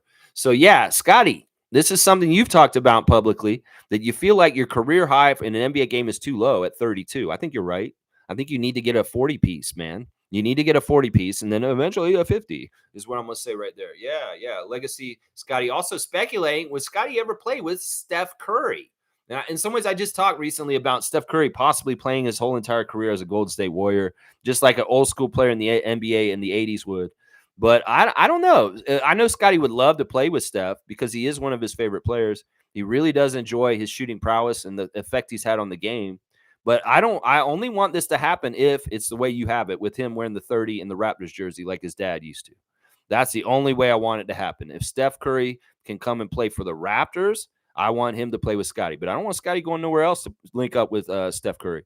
So, yeah, Legacy Scotty, thank you for putting that jersey out there of Steph Curry in the Raptors 30. That's right. Just like his daddy did. Dell. That's right. And he, Legacy Scotty also putting on blast Scotty's Twitch stream. Come and play. Scotty actually did post something on his Instagram stories last night saying playing with randoms. So show up on Twitch. So yeah, he was actually putting the call out. Y'all come on in. I'm trying to play and get some people on my team, good people. Well, it wasn't very fruitful, but it is. He did try and scope the scene of who could come in there, but he didn't give very many tickets to Hollywood on that one. No, he didn't, Paul Abdul. No, he did not. Norman Powell is still out in Hawaii. He's doing like weather shows and the local TV out in Hawaii, getting things ready for the Clippers training camp in Hawaii. So, yeah, he's been on national television or on local television there doing with the weatherman talking on TV. Let's see. He's also something about Island News, and he shows up on there. He's on the Island News show. He was doing the sports. There he is on the field for college football. I think that's the Hawaii game. He was actually down at one of the college football games yesterday on the sideline. And there he is with some young ladies that go to Hawaii fans, and see you October. There you go. Dylan Disu putting in work somewhere on his Instagram stories. Coloco putting on blast 7-0 for Barcelona over a valid 7-0 Barcelona soccer game recently. And then Gary Trent is in the sauna, it looks like. And yeah, maybe I'm seeing too much that I need to. He's trying to be a heat magnet for some ladies there, obviously, is what going on with Senior Trent. So there you go. There's your Instagram stories. Check in for last night. Scotty Barnes on Twitch recruiting. And maybe y'all need to be paying attention because you want to make the team. You got to be good, though. You got to be real good. Tobias is saying, I agree, Smooth Brown Man. Yeah. He thought that the WWE was really good last night. Well, awesome. And it was in Berlin. It was in Germany. Very, very cool. Cowboys chanting Shamshay. Well, we'll see. The Scotiabank Arena going to be chanting Shamshay soon at some point in the future. I can't wait either. Yeah, you can't wait to watch this young kid and what Magic Chef Darko has in store for him. Let's go. Yeah, I'm excited about Shamshay. We were talking about him in the Scotty Barnes Twitch chat a little bit last night. I mean, I always want to ask Scott about what he thinks about his teammates, but I know that's a minefield of folly. And I'd be like, yeah, Scotty, what do you think of Shamshay? Have you seen him or looked at him that much? And what do you think he's going to do? But then again, in some ways, I don't know. Scotty doesn't always want to talk about his teammates and stuff. I mean, he will talk about them. I've heard him say certain things about Emmanuel and RJ and Grady and different people, but also at the same time, he doesn't really. So Smooth's chanting Rhea Ripley. Yeah, Rhea Ripley, big time in the wrestling these days. Yeah, and Tobias saying, I loved her pretzel pin. Okay, so she did a pretzel pin? Interesting. Cowboys saying, I'm with the Raptors, win or lose, but I love seeing winning more. Yeah. I mean, listen, I think they're going to do better than people think, but also in some ways, some people, they have high expectations for them also. They need to chill out. I'm ready to just take it as it comes. In some ways, I just feel very blessed and grateful that the Raptors are a team that are in Toronto and that we get to watch NBA basketball in our city. And in some ways, I just want to take it as it comes. The Raptors going to win. The Raptors going to win. The Raptors going to lose. That's a lesson to get better later. Let's look at what Leo Routens is saying on his Instagram, his advice today. He's saying a life full of good people is a life full of gratitude. There you go. Have good people in your life. You have gratitude for those people that are in your life. I want to have gratitude for good Raptors players on my team, like Ulrich Shamshay, Jacoby Walter, Scotty Barnes, Great Dick. That's what I'm saying right there. Yeah. Yeah, Smooth saying, Tobias, yes, Liv showed out too, but it was really about Rhea. Yeah, she seems like she's one of the main stars in the WWE right now, as far as the most marketable and popular.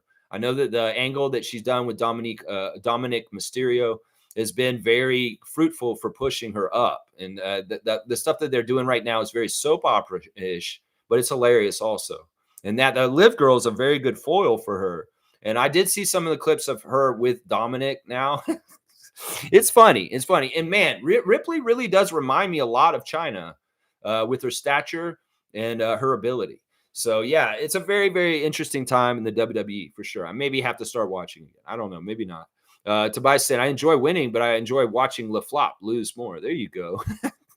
Bryce is here. Good to see Bryce Lawson holding it down in Kentucky for us and Raptor Freak Nation stateside. That's right.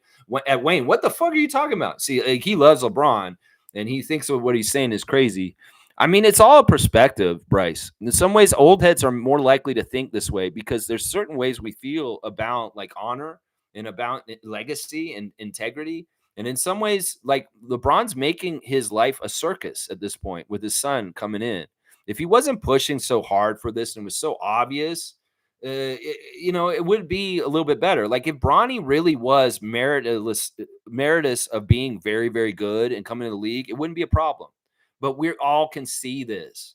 And this is just a big, huge ego exercise. And that in some ways, Bronny is getting handed things that he just didn't earn.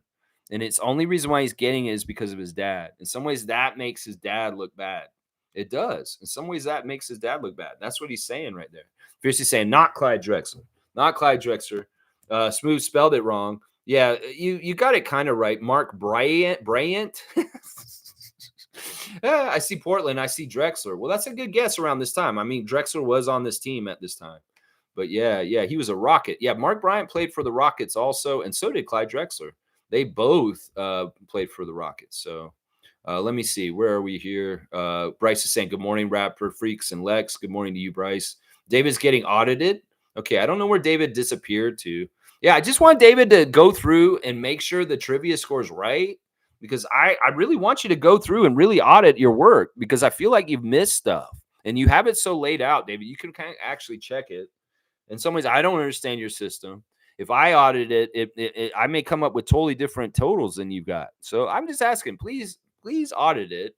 If I don't see that you've done that in any time soon, I'll go ahead and do it myself. And I don't really want to do that because in some ways, this is the responsibility you said you take on this year. I want to feel like the trivia standings and the point totals are correct.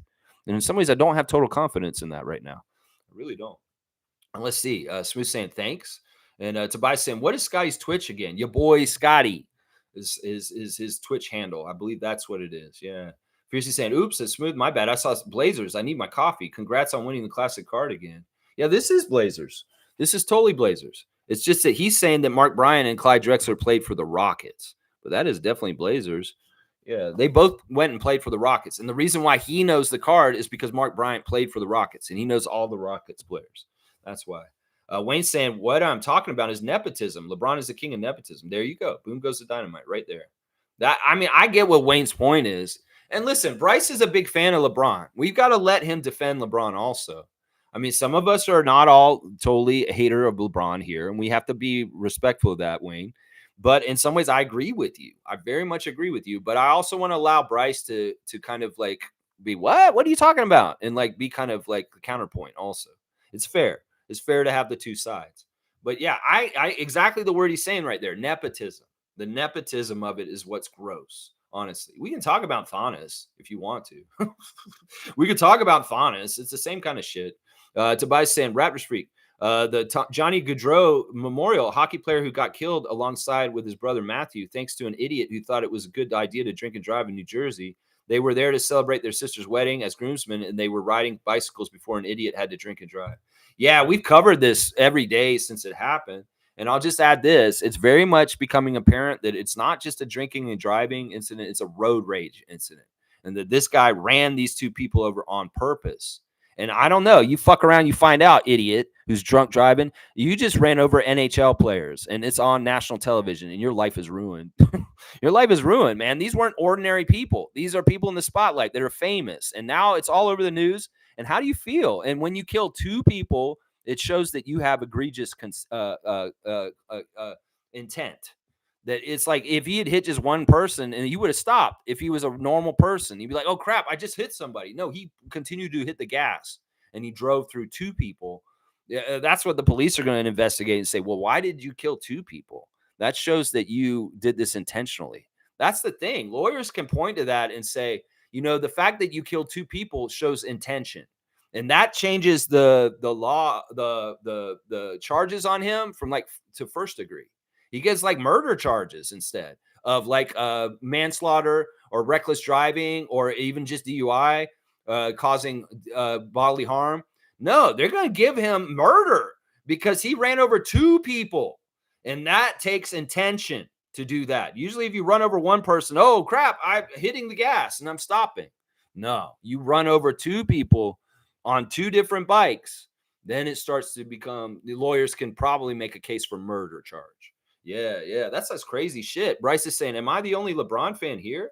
I don't know. You're not the only one. There are other LeBron fans that frequent the channel in some ways. Yeah. I mean, some of us are harmed by LeBronto.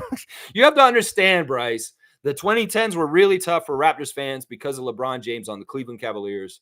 And there's a lot of built up kind of animosity because of the frustration of us meeting them in the playoffs a lot of years in a row and getting put out, Kyle and DeMar being put out by LeBron and Kevin Love and Kyrie Irving and stuff like that. So that's a lot of where it comes from.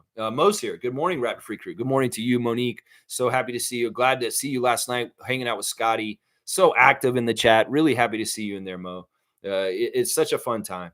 Andrew saying, all right, he's got our countdown, 35 days until preseason, folks. Getting closer and closer. We got Brandon Carlson number of days until we have our preseason, 35, the old Christian Coloco number, the Kevin Durant number, 35 days. Andrew, are you saying it's 35 days? You know what? I'm going to give you a dunk because I love hearing that. That's such a good news thing. Let me see. Where is it? Where's Bryce? That's Andrew. Give Andrew a dunk. 44, my guy. You're at the Chuck Hayes 44. Or did we say it's a John Wallace 44? I think we changed it to John Wallace 44. Yeah. All right, let's keep going. Tobias saying LeBron has gotten all his coaches fired. Yeah, that's what I'm saying. They can't get anywhere or build anything. And they move players in and out. Coach gets fired too soon. Rob Pelinka's a very bad front office. Pelinka's a big part of the problem too, is that he's not a good GM. He's not a good GM. And people are going to be like, yeah, Masai and Bobby are badasses. Rob Pelinka is really bad. In some ways, they're at the ends of the spectrum. Masai and Bobby, Raptors front office, A+. Rob Pelinka, F. Yeah. I mean, they tried to land that Dan Hurley coach this summer and failed. That guy was just like, yeah, you're kidding me, right? I don't want to go to this shit show. I don't care how much money you throw at me.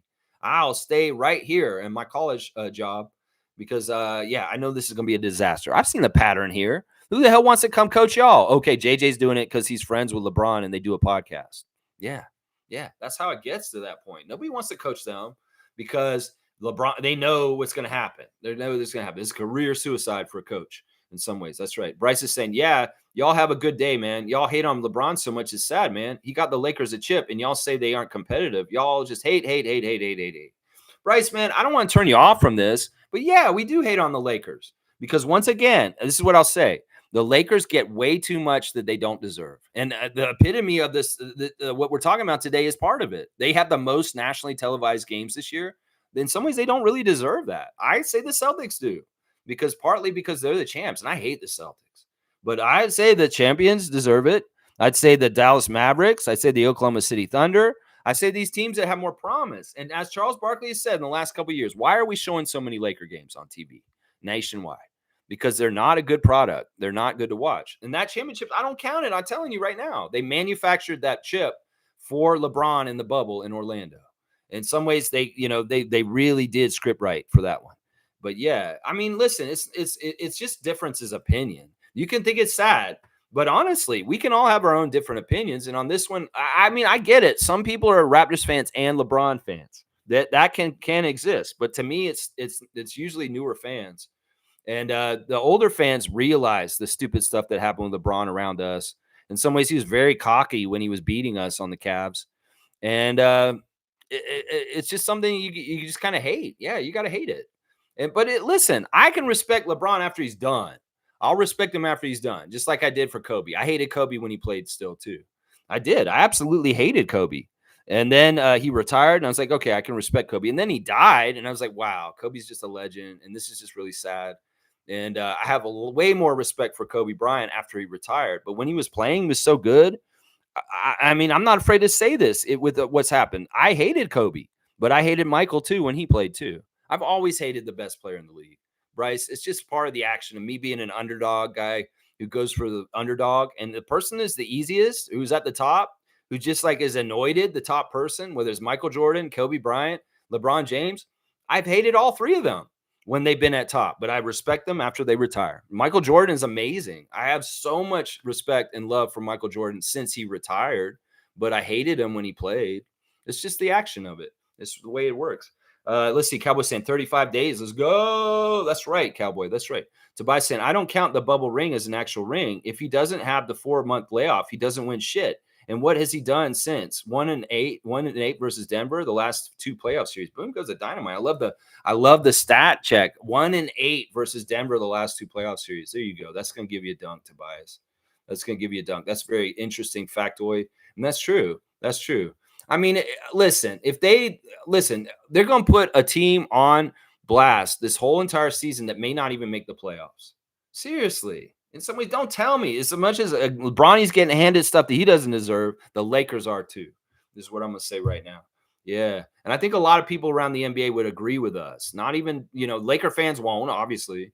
But, Celtics fan probably agreeing with me right now. Sixers fan probably agreeing with me right now. And if the Atlantic Division teams are all together on the same page on this, yeah, they're probably there is some truth to it.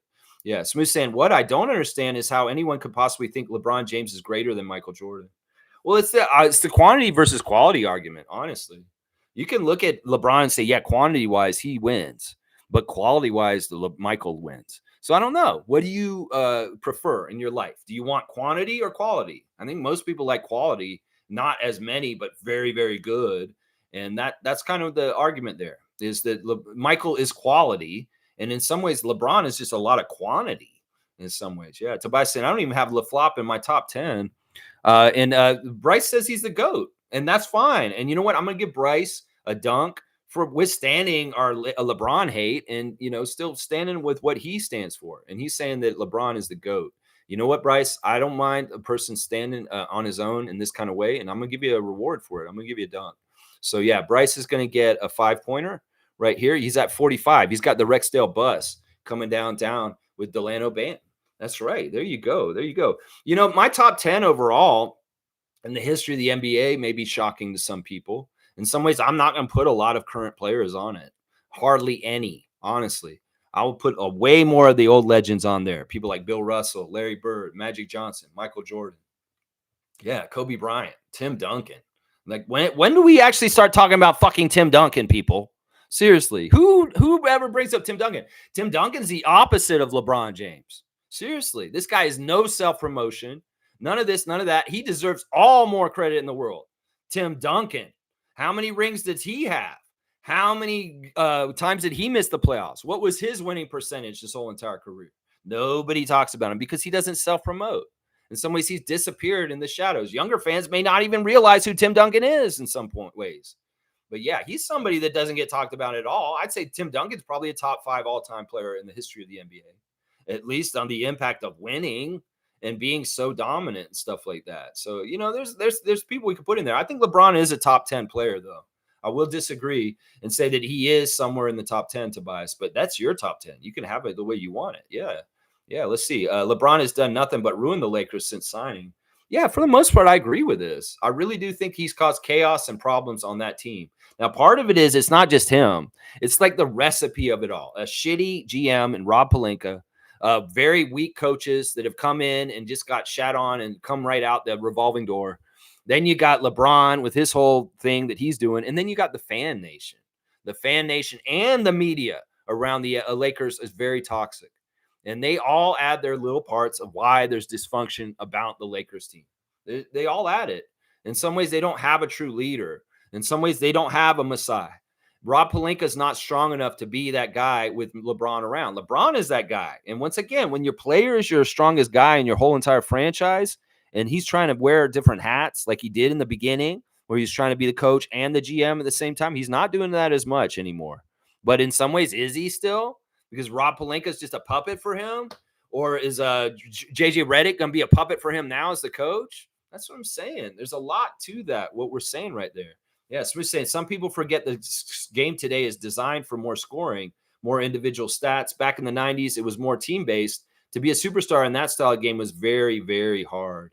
Yeah, yeah, and very, very much more physical. This is one thing that people are not realizing. Like I said, this was a rookie in the NBA in 1989.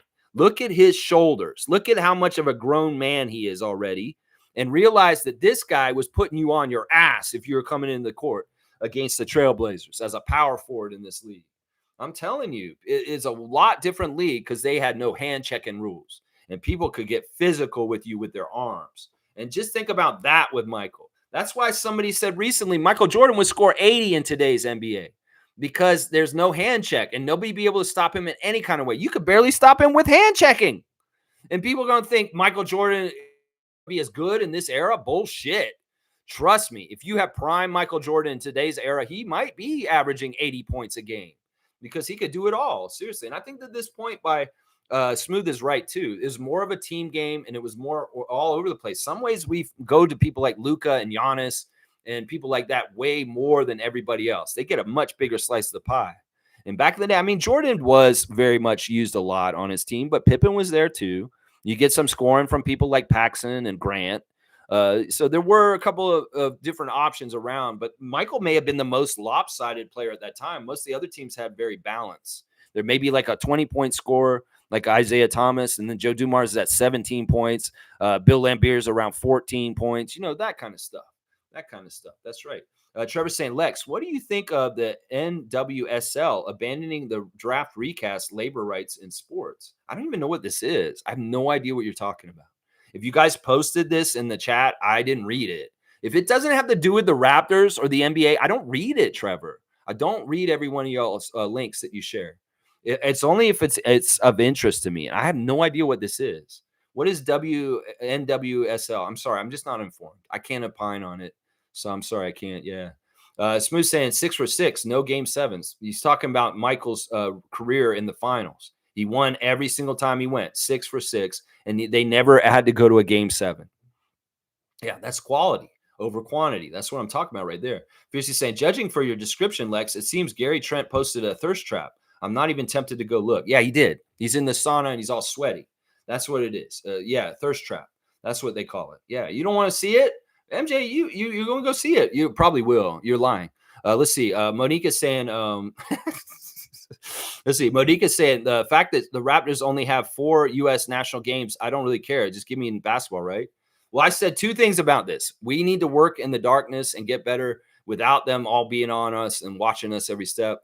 And also, we do have more televised games nationally than any other team in the NBA because we have 82 games nationally televised in Canada. So what does it matter if we're only on 4 times down south? We get all our games broadcast from coast to coast in this country up here.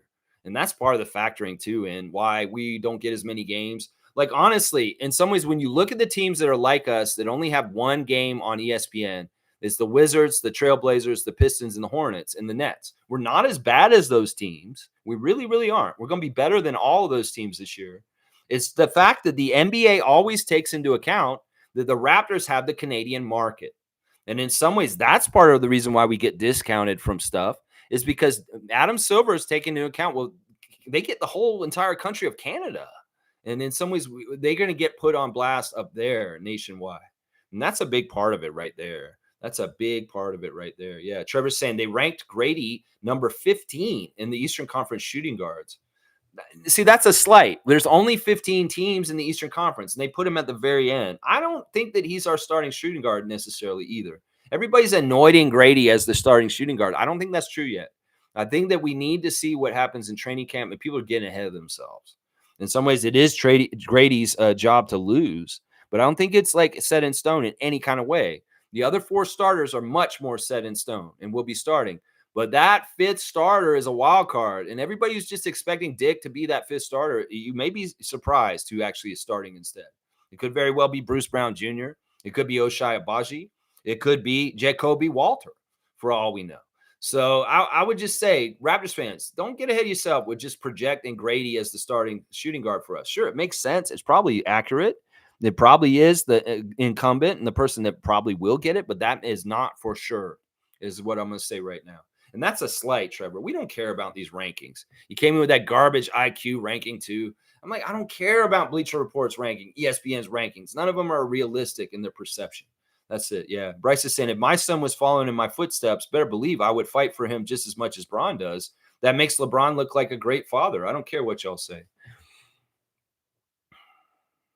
All right. I can try and see it from your side of things.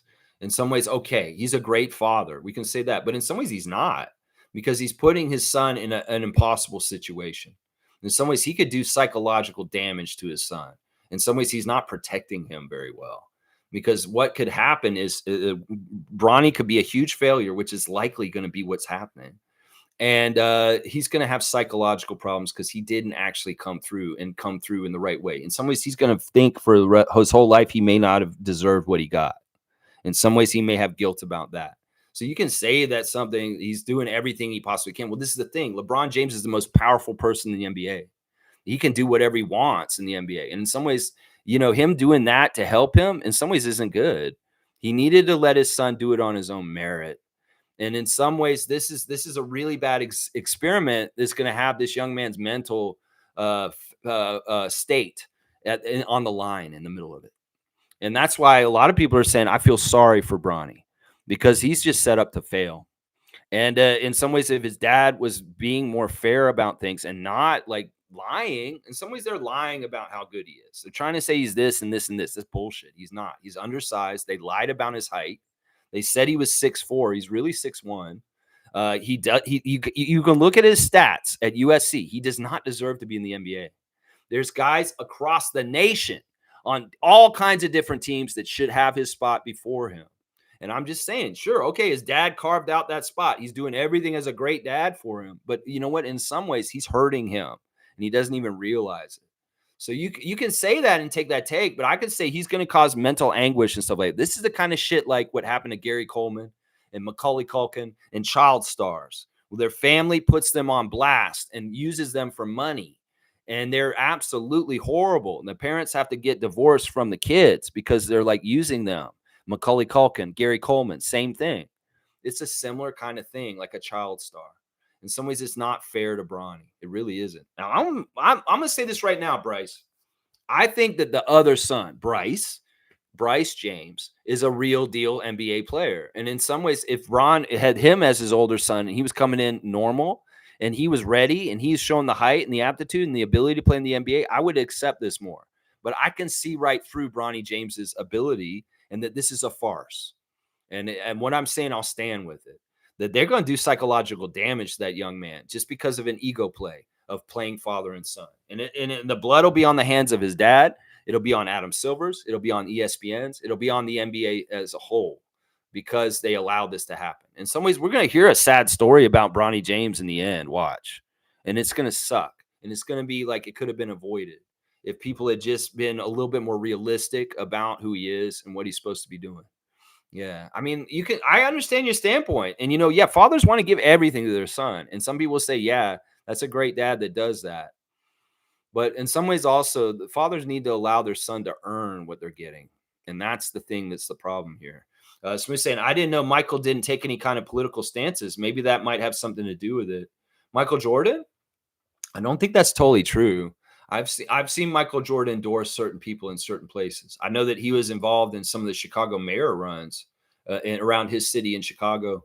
And I don't think that Michael is any kind of like particular. He has never really espoused which political party he's in. But you'd be surprised. Michael's been a lot more involved in social things and in certain things than you would realize in some ways. He's not as spoken out as some of the players these days, like Jalen Brown and different people. But there are times where Michael has had things he cares about and he has put his influence into them. It's just that they weren't like nationwide put on blast. It may have been more local stuff around the Chicago city that he would be involved in more, from what I remember, at least. Kareem saying they tried to extinct us, but in resilience, we cracked an egg and we resurrected the raptor.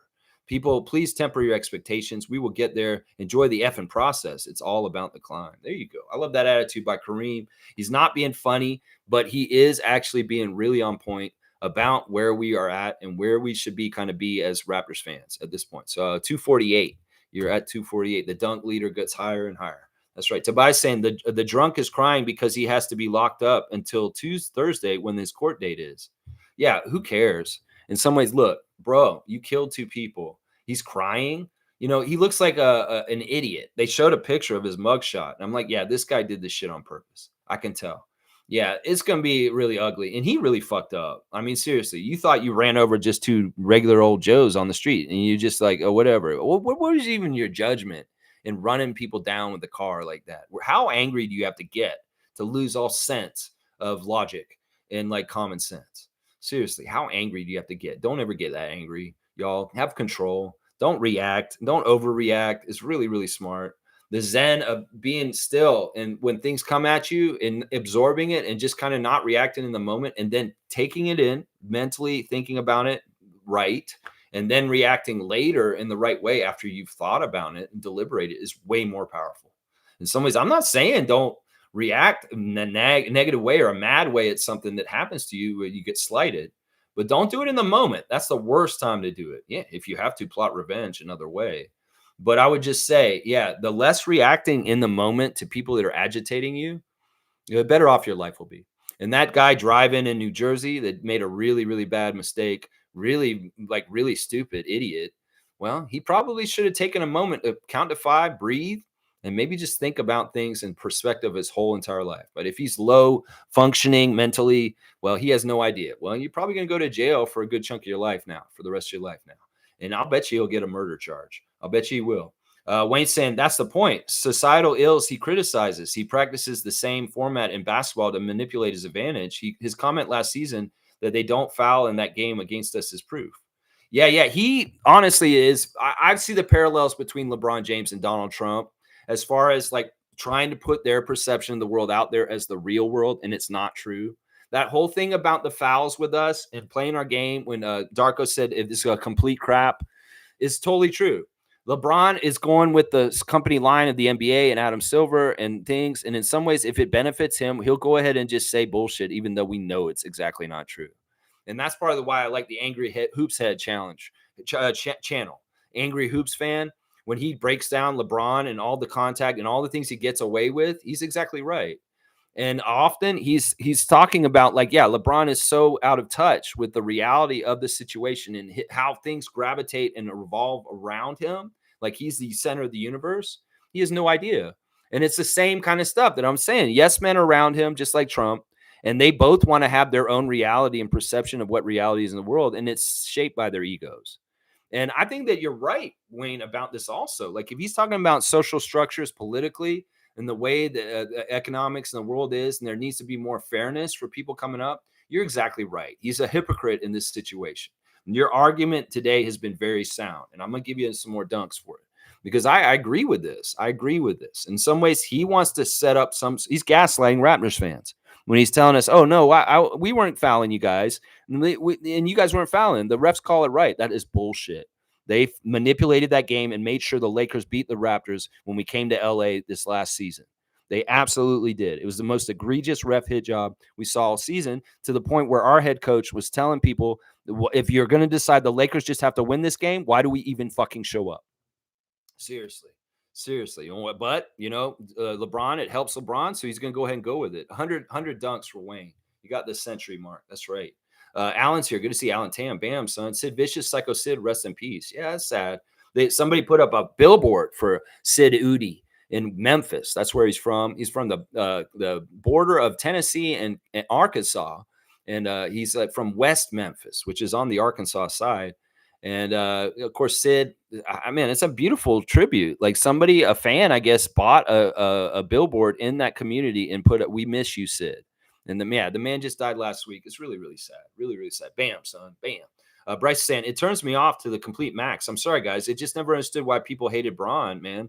I still never do. I can't see it from y'all's perspective. It's all good, Bryce. And once again, we want to allow for a community here where we can disagree and get along and be fine. I won't tell you to change your mind about LeBron, but in some ways also you don't tell us either. And in some ways we have our different reasons for why, and I've kind of gone over some of them today, and I don't want to just beat them over the head with them. But I can also understand why younger people like you are absolutely different than us when it comes to LeBron James. There is definitely an age gap difference. I would say there's a lot of people probably in my age, middle age, that feel like I do, like me and Smooth and other people and Wayne. And then there's people that are like, younger that have only known LeBron that are more enchanted with him in certain ways. See, we have something to compare him to in other ways. We have Jordan in his prime, watching him when we were younger and understanding how he carried himself and how he was the way he was. And in some ways, as unfair as that is, LeBron is compared to Michael Jordan all the time. And there's very, very different ways with the way that they carried themselves and operated. And that's all we're trying to say right here is that, Michael never had to do these things to promote himself. And in some ways, LeBron comes off cheap by having to do this stuff. In some ways, he should get the applause from the fans and the people around him saying how great he is. Instead, he talks about how great he is. Michael never did that. He didn't have to. He just let his game and his scoring and leading the league in scoring and getting championships do all the talking. And that's part of it. And Kobe's another one we get put in that mix and compare him. Kobe was certain ways with his Mamba mentality and being really hard on his teammates, but he was the ultimate competitor. He really cared. Meanwhile, we see LeBron on the court taking plays off, playing lazy. In some ways, part of the reason why he's played so many years in the league is because he has played very lazy in the last 10 years of his career. So when he was younger, he was way more after it and getting after it and way more energized. But maybe he's just older. He's slowing down a little bit more or whatever. But he takes plays off all the time. And he is not good on defense often because he is not trying. So there's different ways of gauging this and looking at it. Michael never took anything off. And even when he came back and played for the Wizards in the early 2000s, he was still coming with as much physical as he could at that point. But he didn't have as much in the tank at that point with the Washington Wizards in that part of his career. So it's that kind of stuff. Bryce, it's an age gap thing. In some ways, it's a generational thing. In some ways, the generation before me would argue Bill Russell over Michael Jordan. And we'd have these arguments back in the day, too. But yeah, they would say, well, he has 12 rings and Michael only has 6. So how the hell are you going to say Bill Russell is not better than Michael Jordan? So this is just generational arguments. In some ways, what we could do is have a respectful discussion about it and not just like go at it, like just put down a whole generation like Anthony Edwards did recently. In some ways, we don't need to do that. We don't need to do that. Andrew's saying, yeah, I'm not a LeBron fan, but I can respect his greatness as a top 2 player all time. See, I would even probably argue that's true. That if Michael's number 1, LeBron is number 2, probably. Yeah, and I don't like him. And I'll say that probably after he retires more often. And we say, yeah, LeBron was one of the best ever. Sure. And I think Andrew's right. Let's be fair. LeBron James is a top 5 player of all time. Some people won't want to even put him in their top 10. That's their right. But I say he's at least a top 5. All right, Monique has brought up something I found on Instagram last night, and I just out of blue. Now, you guys know CNE is down in Toronto right now at the exhibition grounds, the end of the summer fair with the roller coasters and all the different rides and stuff. A lot of fair games, right? They have the little squirt gun, throw the little balls and the little things or fish something out of the thing, all that kind of stuff. You can win like plush stuffed animals and stuff like that. Well, our guy, Villain Dylan, it was in Toronto at the CNE this weekend. There's footage of Dylan Brooks, at the CNE playing the basketball game, guys. You ever walked into the CNE and you see the basketball hoops up there, and you're like, man, those hoops look smaller than regular basketball hoops, like I would have at my house or in the NBA. Well, it's true, they are. But if you're trained by Lethal Shooter or you're an NBA player like Dylan Brooks, Team Canada player, well, let's see how they do. And well, Dylan was draining them. I'm actually really shocked. So yeah, there's some footage of Dylan Brooks playing the basketball carnival game at the CNE from this weekend, and he's shooting the same free form that he does his goofy ass form with his threes, and he's nailing them. So it's like pretty interesting. Sometimes the ball's just the right width to make it through the hoop, just barely. It's not like a regular basketball in a hoop. That's the secret of those carny games. They had the hoop just barely big enough to allow the ball to go through. Well, Dylan was draining them still. And that's an NBA player. That's right. So that was really cool, Mo, wasn't it? That Dylan Brooks was at the CNE this weekend. So you guys go down the CNE. You might see an NBA player or something like that. Scotty said he's not going to go to CNE. So don't think that you might see Scotty there. No. Somebody's bringing it up. Go to CNE, Scotty. He's like, no. I'm going to OVO and I'm staying home. That's it. That's it right there. Alan's saying, never hate, only love. There you go, Alan. I like that. You know what, Alan? For such a general statement like that, I'm going to go ahead and give you a 5-pointer. I love that, Alan Tam. You're at 16 dunks now, my guy. There you go. Look at Alan. Look at that. Never hate, only love. I love that. Dylan Brooks, thumbs up to you. Brian's here. Good to see King. What's up, Freak Nation? Sick of the LeBron narrative. There you go. Dynamite. I know. On To The Point on Brian's YouTube channel, they've been talking a lot about how LeBron and LeBron stuff. He's been making jokes about this for a while this summer. And I commend you for that, Brian. You keep doing what you do with your content. And I am going to be coming in and doing your show very soon. I'm excited about it. It may be some point this month or maybe at the beginning of October. Yeah, but I definitely want to be on To The Point as a guest very, very soon, my guy.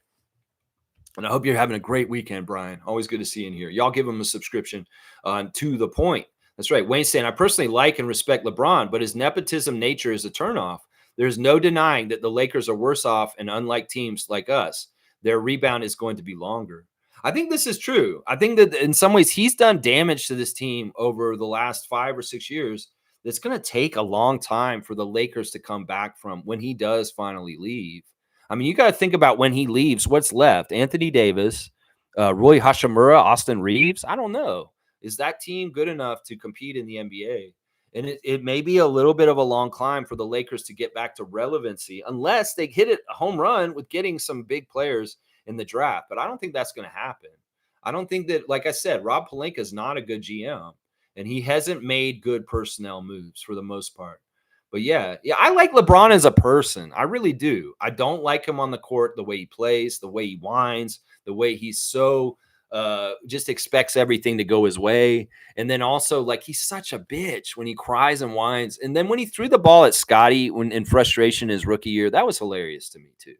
I mean, Scotty was frustrating the hell out of him so much that he literally threw the ball at Scotty in a very, frustrated way. That was not cool, honestly, when he threw it at him. Yeah. Stargate saying the dislike for LeBron is completely warranted, and it's his own fault. He's the one who causes his own hate. I mean, I would only say this about it. It didn't have to be like this. In some ways, look, there's so many good qualities about him if we just lean into them and not have such of the other stuff. But once again, I'm going to say this. People like LeBron don't have enough people around them talking to them in a critical way because they all just want to kiss his ass because they want to stay around him. You say something bad to LeBron, well, LeBron will probably say, yeah, fuck you. You're not working for me anymore. You're gone. So people probably really he has a bunch of ass kissers and yes men around him. And in some ways, he doesn't have a fully realized view of the world because of that, is what I would say. Bryce is saying the Lakers would have never gotten another ring if it wasn't for LeBron. I agree with that. I agree completely with that. I think you're right. And it's because of his star power and the NBA wanting that to happen. It's partly also to build up his legacy. Him having a championship with 3 different teams is very special. There's not very many players in the NBA that have ever won 3 championships with 3 different teams. And that was part of it right there. In some ways, the pandemic was very opportunistic for the NBA to write the storylines. They had 3 months off to sit at home and write how they wanted to do it. The thing that's the biggest egregious thing about it is during the pandemic, all the other NBA teams, except for 3 teams, were not working out. And the three teams that were working out and doing it behind the scenes, behind everybody's back, that didn't know were the Lakers, the Clippers, and the Heat. And in some ways, you see who got to the finals. It was the Heat and the Lakers, right? So yeah, it's bullshit, man. It's bullshit. The NBA set up the bubble, and in some ways, in that sanitized situation with no home courts and TV screens and the referees, they could really manipulate things like it's a TV stage in some ways that they can't with a full arena full of fans in home arenas around the NBA. And that's part of the reason why people do not count the Disney World bubble chip. But you're right. They wouldn't have gotten that championship without LeBron because he's the star that they wanted to push and push the narrative and the legacy for. It's not necessarily about how he played. Let's just put it that way. It's because of him. That's right. Kareem saying LeBron James is like the Emmett Smith of the NBA. He has the records, but Barry Sanders is way better. That's a great analogy right there. And Barry Sanders, of course, retired early. Everybody was very shocked when the Detroit Lions running back said, I'm hanging it up, even though he had a lot in the tank still. But yeah, I think this is a very good comparison in some ways, although it's with running backs in the NFL. It's interesting. It's very interesting. Andrew's saying, yes, Lex, I'm really high on Timmy. I think he's better than Kobe personally. I have Kobe like 7 or 8. Yeah, Tim Duncan gets forgotten way, way too much, and it's disrespectful. In some ways, like I said, there's opposite ends of the spectrum. LeBron James, Tim Duncan. The way they've handled their lives and the way that they've gone about things is very much the opposite. And in some ways, you could say Duncan has more chips than LeBron, right? He does, doesn't he? I think he does. LeBron's only got 4, right? And Tim Duncan's got 5. So if we're doing it by that, and also we could say winning percentage in every single game. That's the other thing. You know, some players, they coast during the season, like LeBron. In some ways, he doesn't show up for certain games. He plays half-assed in certain games. In some ways, the Lakers lose games that they didn't need to lose. Well, Tim Duncan showed up every single game he had to play and put in a good effort. And the win percentage of his whole entire career shows that. He's one of the most winning players ever in the NBA's history. Him and Popovich and Manu Ginobili and Tony Parker, they all won like 70% of all their games for the whole entire career. That's something LeBron's not even close on. Not even close on that. So you want to talk about night in, night out, showing up and winning games? Tim Duncan right there. Yeah, Brian said, I hate to break it to you, but Lex, but your boy Rob was on my show and argued that Tim can't be the GOAT. That Tim can be the GOAT. Yeah, I mean, listen, that guy, idiot, he who shall not be named on this channel. That's something that I could get behind that he's saying there. But, a lot of the other stuff that this guy, he did too much damage to talking about Fred VanVleet 2 years ago that I can't respect the guy. I'm sorry. He got it, the Raptors Nation so egged up against Fred VanVleet 2 years ago that people were calling death threats to Sue Danforth, the mother of Fred. And that's just wrong. In some ways, I will never forgive Penn State basketball for egging on Raptors Nation to hate Fred so much that year to the point where we were doing death threats to his mother. Yeah, that's never right. And in some ways, he was completely wrong about Fred. Completely wrong. And it's just proven. So, yeah, fuck that guy. Fuck him. And, yeah, if you put me on the show with him, I cuss him out on your show. I would. I cuss him out real good. Real good. Smith saying, Kareem, let's see. Great comparison. Yeah, the Emmett Smith, Barry Sanders comparison. Very, very interesting. Yeah. Bryce is saying absolutely atrocious comparison. Well, I mean, Emmett got the championships and Barry Sanders didn't win shit. So in some ways, it's not totally a good comparison. But I would say, like, the fact that Barry Sanders ended his career early than he had to, I mean, I don't know. Maybe it isn't a good comparison in some ways. Because in some ways, it's apples to oranges. Tobias saying, I'll be honest, my basketball offensive game is dog shit, but my defensive game is much better. That's most people. I mean, we can be very good in like guarding people and stuff. It's about skill with shooting and offense. So in some ways, yeah, if you don't have skills shooting or making outside shots, yeah, it's easier to be a screamer and a fouler and a block shots and rebounder and stuff like that. In some ways, that's my player build too. That's my player build too. Andrew's saying one thing I don't like is when people say LeBron couldn't play in the 80s and 90s because it's too physical. The guy is 6'9", 250. I think he'd be fine. I'd never say that. I really am a big believer in this generational argument about who's better from generations. If you're a really good player in your generation, you can play in any generation, is what I'll say. And you're exactly right, Andrew. LeBron James had the physical gifts to play in the league of Karl Malone and Charles Barkley. He may not have liked it. He may have been more whiny and cry about it, may have been more injured than he was in his career now in the 20 years he's just played. But he probably could survive and still be a very good player and an all-star. But I don't know if he'd be exactly as good as he is. He may not have as many championships. He may be missing more time. That's what I would say right there. Kareem saying, could you imagine an 18-year-old being drafted by an NBA team in the 80s? That kid would run and hide back to his mama's womb. Yeah, I'd say that's true. I'd say that's true. Yeah, yeah. The only real men were coming in the league, and they may have been plumbers. They weren't plumbers, but they're like full size, real. That was one of the things you needed to be was a size. You need to be tall, and you need to have like muscle. It's kind of very similar to wrestling. You had to be big and look like a wrestler. You had to be big and look like a basketball player. But nowadays, there's like all these skinny guys like Poku and different people, like even Grady, when he came in the league last year, I was like, that dude does not look like an NBA player. I'm sorry. Grady Dick does not look like an NBA player. He does this summer now. He does how he's added the bulk. But when he came in last year, I was like, man, he doesn't look like he's ready for the NBA physically. And that was true. He needed to bulk up around Christmas. And then wrestling, they letting everybody that does acrobatic flips be in AEW, and they don't look like wrestlers to me. So there's some truth to this. There's some truth to this. Bryce is saying, fair enough. Respect to you, Bryce. I'm gonna give you more dunks, man, because honestly, I I don't like to go full on dumping on LeBron, and I do it from time to time.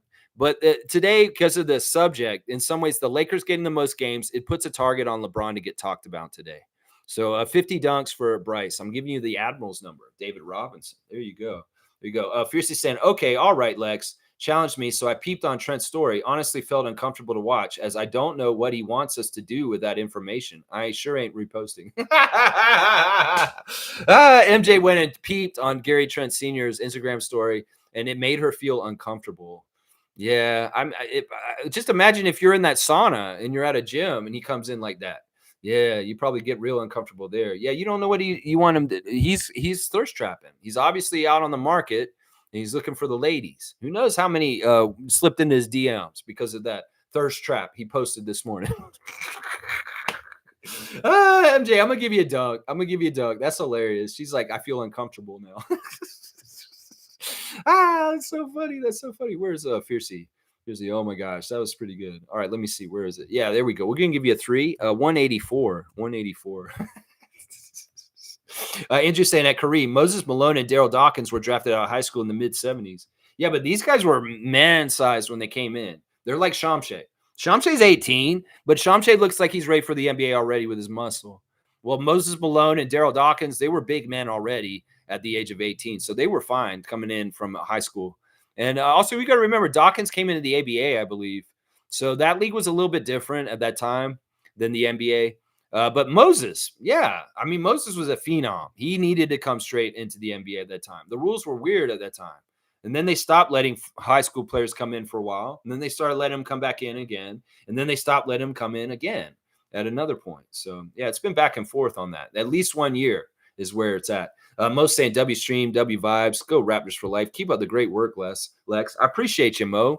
Yeah, y'all, another great week of Raptor Freak streams this week. Monday Memory, Monday Moment, Tuesday Trivia, Wednesday Wow, and Thursday Think Tank. All that stuff's coming up this week. So stay tuned, 9:30 every day in the morning. We'll be talking. Kareem saying, Andrew, that's a fair argument, but you won't debunk me on how I feel how the game has changed. Shit, we see it in real time when it's FIBA and the NBA. These players can't adapt. This is such a great point by Kareem. FIBA Olympics this summer, we see the differences between the NBA style and the FIBA style. And the FIBA style is more true to the old NBA. It just really is. So it's proven that, the marketing and the way the NBA has become is not necessarily have to be that. But, part of it is that these guys are such big investments with their contracts that there's more worried about injury than there was back in the day in the old NBA. So it's a little bit softer just because of that. More guys are more likely to sit out for smaller injuries than they used to back in the day. And that's part of it. And that they want to protect these guys from physicality or getting run down over the season. In some ways, we ruined it with Kawhi Leonard and load management. And now they had to make rules about anti-load management in the NBA as far as when you can sit players and when you can't, because too many players were sitting too many games and fans were crying mad because they spent tickets on games and they thought they'd see a player and they're sitting and they're fine. They're just sitting the game for rest. So it's a weird situation because they're so tied up with so much money. They're a commodity, they're an investment, and you don't want to destroy that investment. In some ways, this is part of the reason why Scotty Barnes did not come back and play those games in Miami at the end of the season. In some ways, it's like, what's the point of revving him up and playing him, even if he's ready? He was ready. He could have played in the last couple games of the season, but they didn't want to keep him going. There's like, what's the point? We're out already. He's a long-term contract. God forbid anything happened to him, and it would be stupid if we played him and it was the risk of getting him hurt in these games that don't matter. It's that kind of stuff that I'm talking about right there. Yeah. Yeah. Andrew said, I mean, yeah, I agree. The NBA boosted scoring and offense to maximize revenue. I don't even agree with this being better. In some ways, I hate the game today.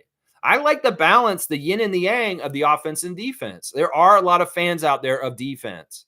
And in some ways, the defense getting their nuts chopped off more and more as the NBA goes is not appealing to us. There's a lot of people that don't watch anymore because of this. There's older fans that quit on the NBA because they cut the defense out. Some people just were defensive fans. That's why you had teams like the Bad Boys that had that mentality, and people loved that team. That team was not an offensive team. In some ways, there was a period in the 90s where there was low scoring, where the games would be like 70 to 75, and people were like, there's no scoring, it's boring. And that's part of the reason why they started to turn up the ratchet, turn the dial for the offense to go up. But they went too far. The offense is way too heavily helped at this point. Defense has no chance. And in some ways, that's hurt the game. It really has. And some people have just been turned off from it because in some ways they see it as being more fake because they're not actually getting to play the way they're supposed to. People play on playgrounds and the way they play in their own lives and rec leagues and stuff like that. No, they don't play the same way that everyday people play out there. If people are playing that way in real life, well, you don't have the NBA to help you with the hand checking rules and stuff like that. People gonna be hand checking in regular life. So that's part of it right there. And some people were more into it, and that's maybe why the younger fans overvalue offense so much. And the older fans remember the defensive days of Joe Dumars and Isaiah Thomas and Bill Laimbeer. So it's like, in some ways, they ruined the game by making it so offensive, honestly. And they're going to say it's for the money and stuff like that. Whatever, bullshit. I actually really like goal line stands in football. If it's 4-1 and 4 and goal, you see that defensive team hold them at the line and don't let that team get across the goal line. That's fun. So there are fans of defense in sports.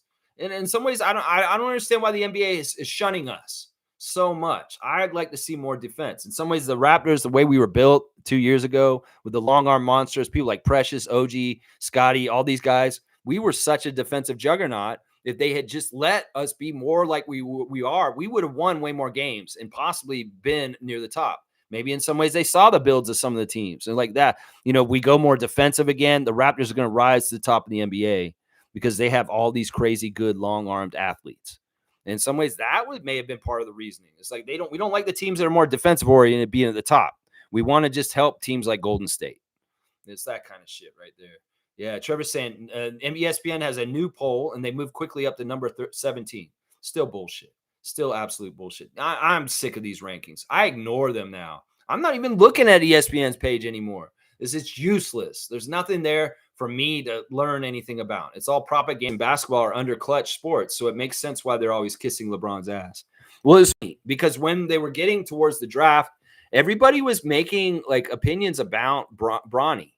And LeBron kind of acted like the Chinese government and kind of like, you can't say these things about my son. If somebody came out with a realistic, real opinion about him, they were getting in trouble with Clutch, like you're saying, and they were getting in trouble with broadcasters. They may even got a call from Adam Silver and say, listen, we saw what you wrote about Bronny, and I know you're right, but you can't say this because we need to sell him as a product, and you can't tell the truth about him right now. There were a lot of people telling the truth as soon as he came out, but there was a pushback, and there's a whole kind of hold up the bullshit about what this is. And you're exactly right.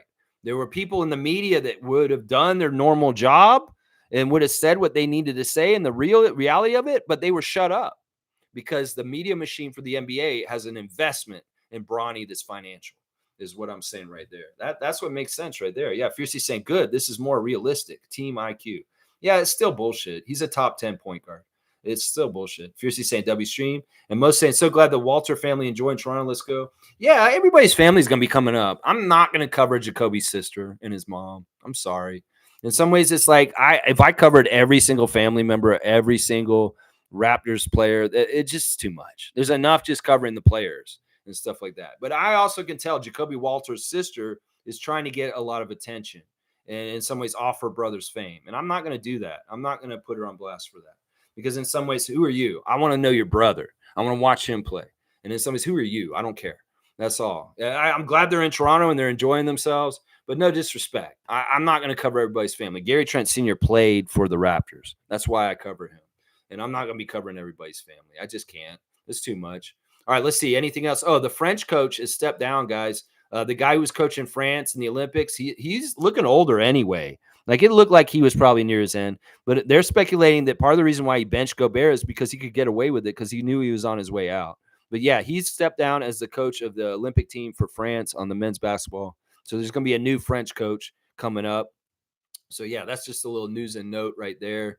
Y'all, check out your WNBA fantasy teams. This is the last day of the first round, and it looks like I've got a 110-point lead over MJ.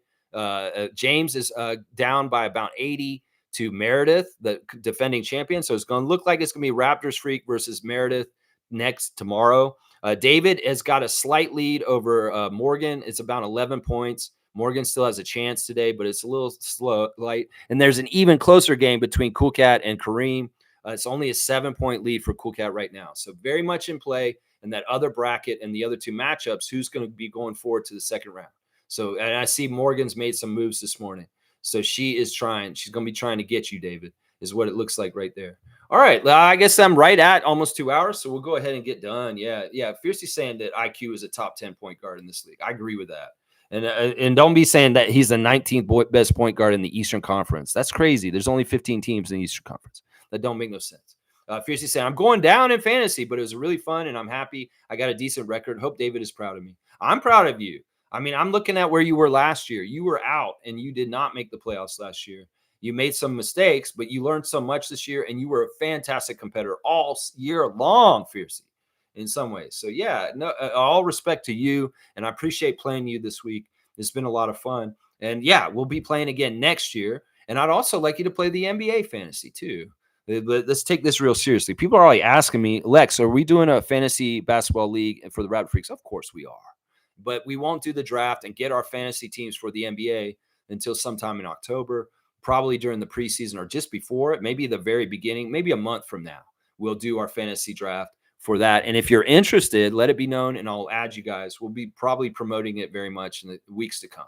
So, yeah, Fiercely, high five, high 10, whatever. Good stuff going on. And I really appreciate your journey as a fantasy player. You've done so good. Honestly, you really have. All right, let's wrap it up, guys. Tomorrow, Monday Moment or Monday Memory. We'll see what it is.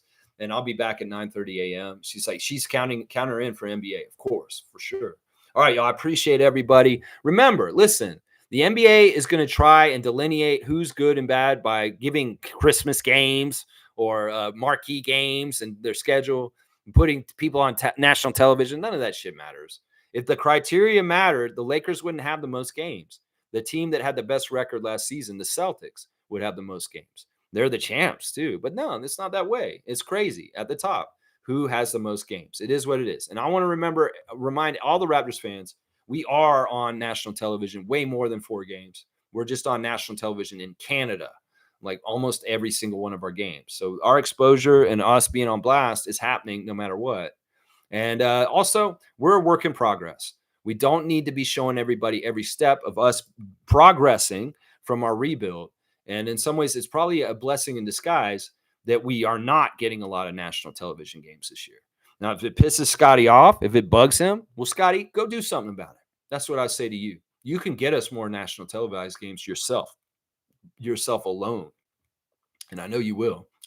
That's right. And just saying, let's go. Thanks, Lex. And Isaac saying, happy long weekend. Yeah, y'all continue to stay safe. No drinking and driving. That's a big lesson this weekend. And enjoy your last 2 days of this long weekend. Yeah, it's fantastic. Nobody's going to work tomorrow. So maybe we'll have a good little crowd for the Monday stream tomorrow, 9:30 a.m. Thanks for watching, y'all. Please like, comment, subscribe, and share. And thanks to all the recent subscribers to this channel. I appreciate y'all. Even if you're a LeBron lover like Bryce, please forgive me for just having my opinions as an old head in my 40s and how I feel about LeBron. I want to respect and love LeBron, but he does do things that piss me off and they're kind of annoying. But I'm telling y'all, over time, I will be more respectful and loving towards LeBron James after he retires. And listen, if Bryce James comes up and he is a real deal Holyfield, you'll see me cover him way different than Bronny. This is not just a grudge against LeBron. This is my real acumen of assessing NBA players from watching the league for 40 years. And I think that Bronny is not an NBA player. And this is a complete sham. And that is why I'm so anti this. And maybe some of the things I'm saying right now is why I'm anti LeBron, is because I feel like he's doing something unnatural with his son right now that just didn't need to happen. And it's a detriment to his son. In some ways, I'm feeling towards his son like a humanitarian in this situation. All right, y'all, let's go, Raptors. Let's go. Thank you, Scotty, for going on Twitch again. Hope I see you there again very soon. Let's go, Raptors. Let's go, Raptors. Let's go.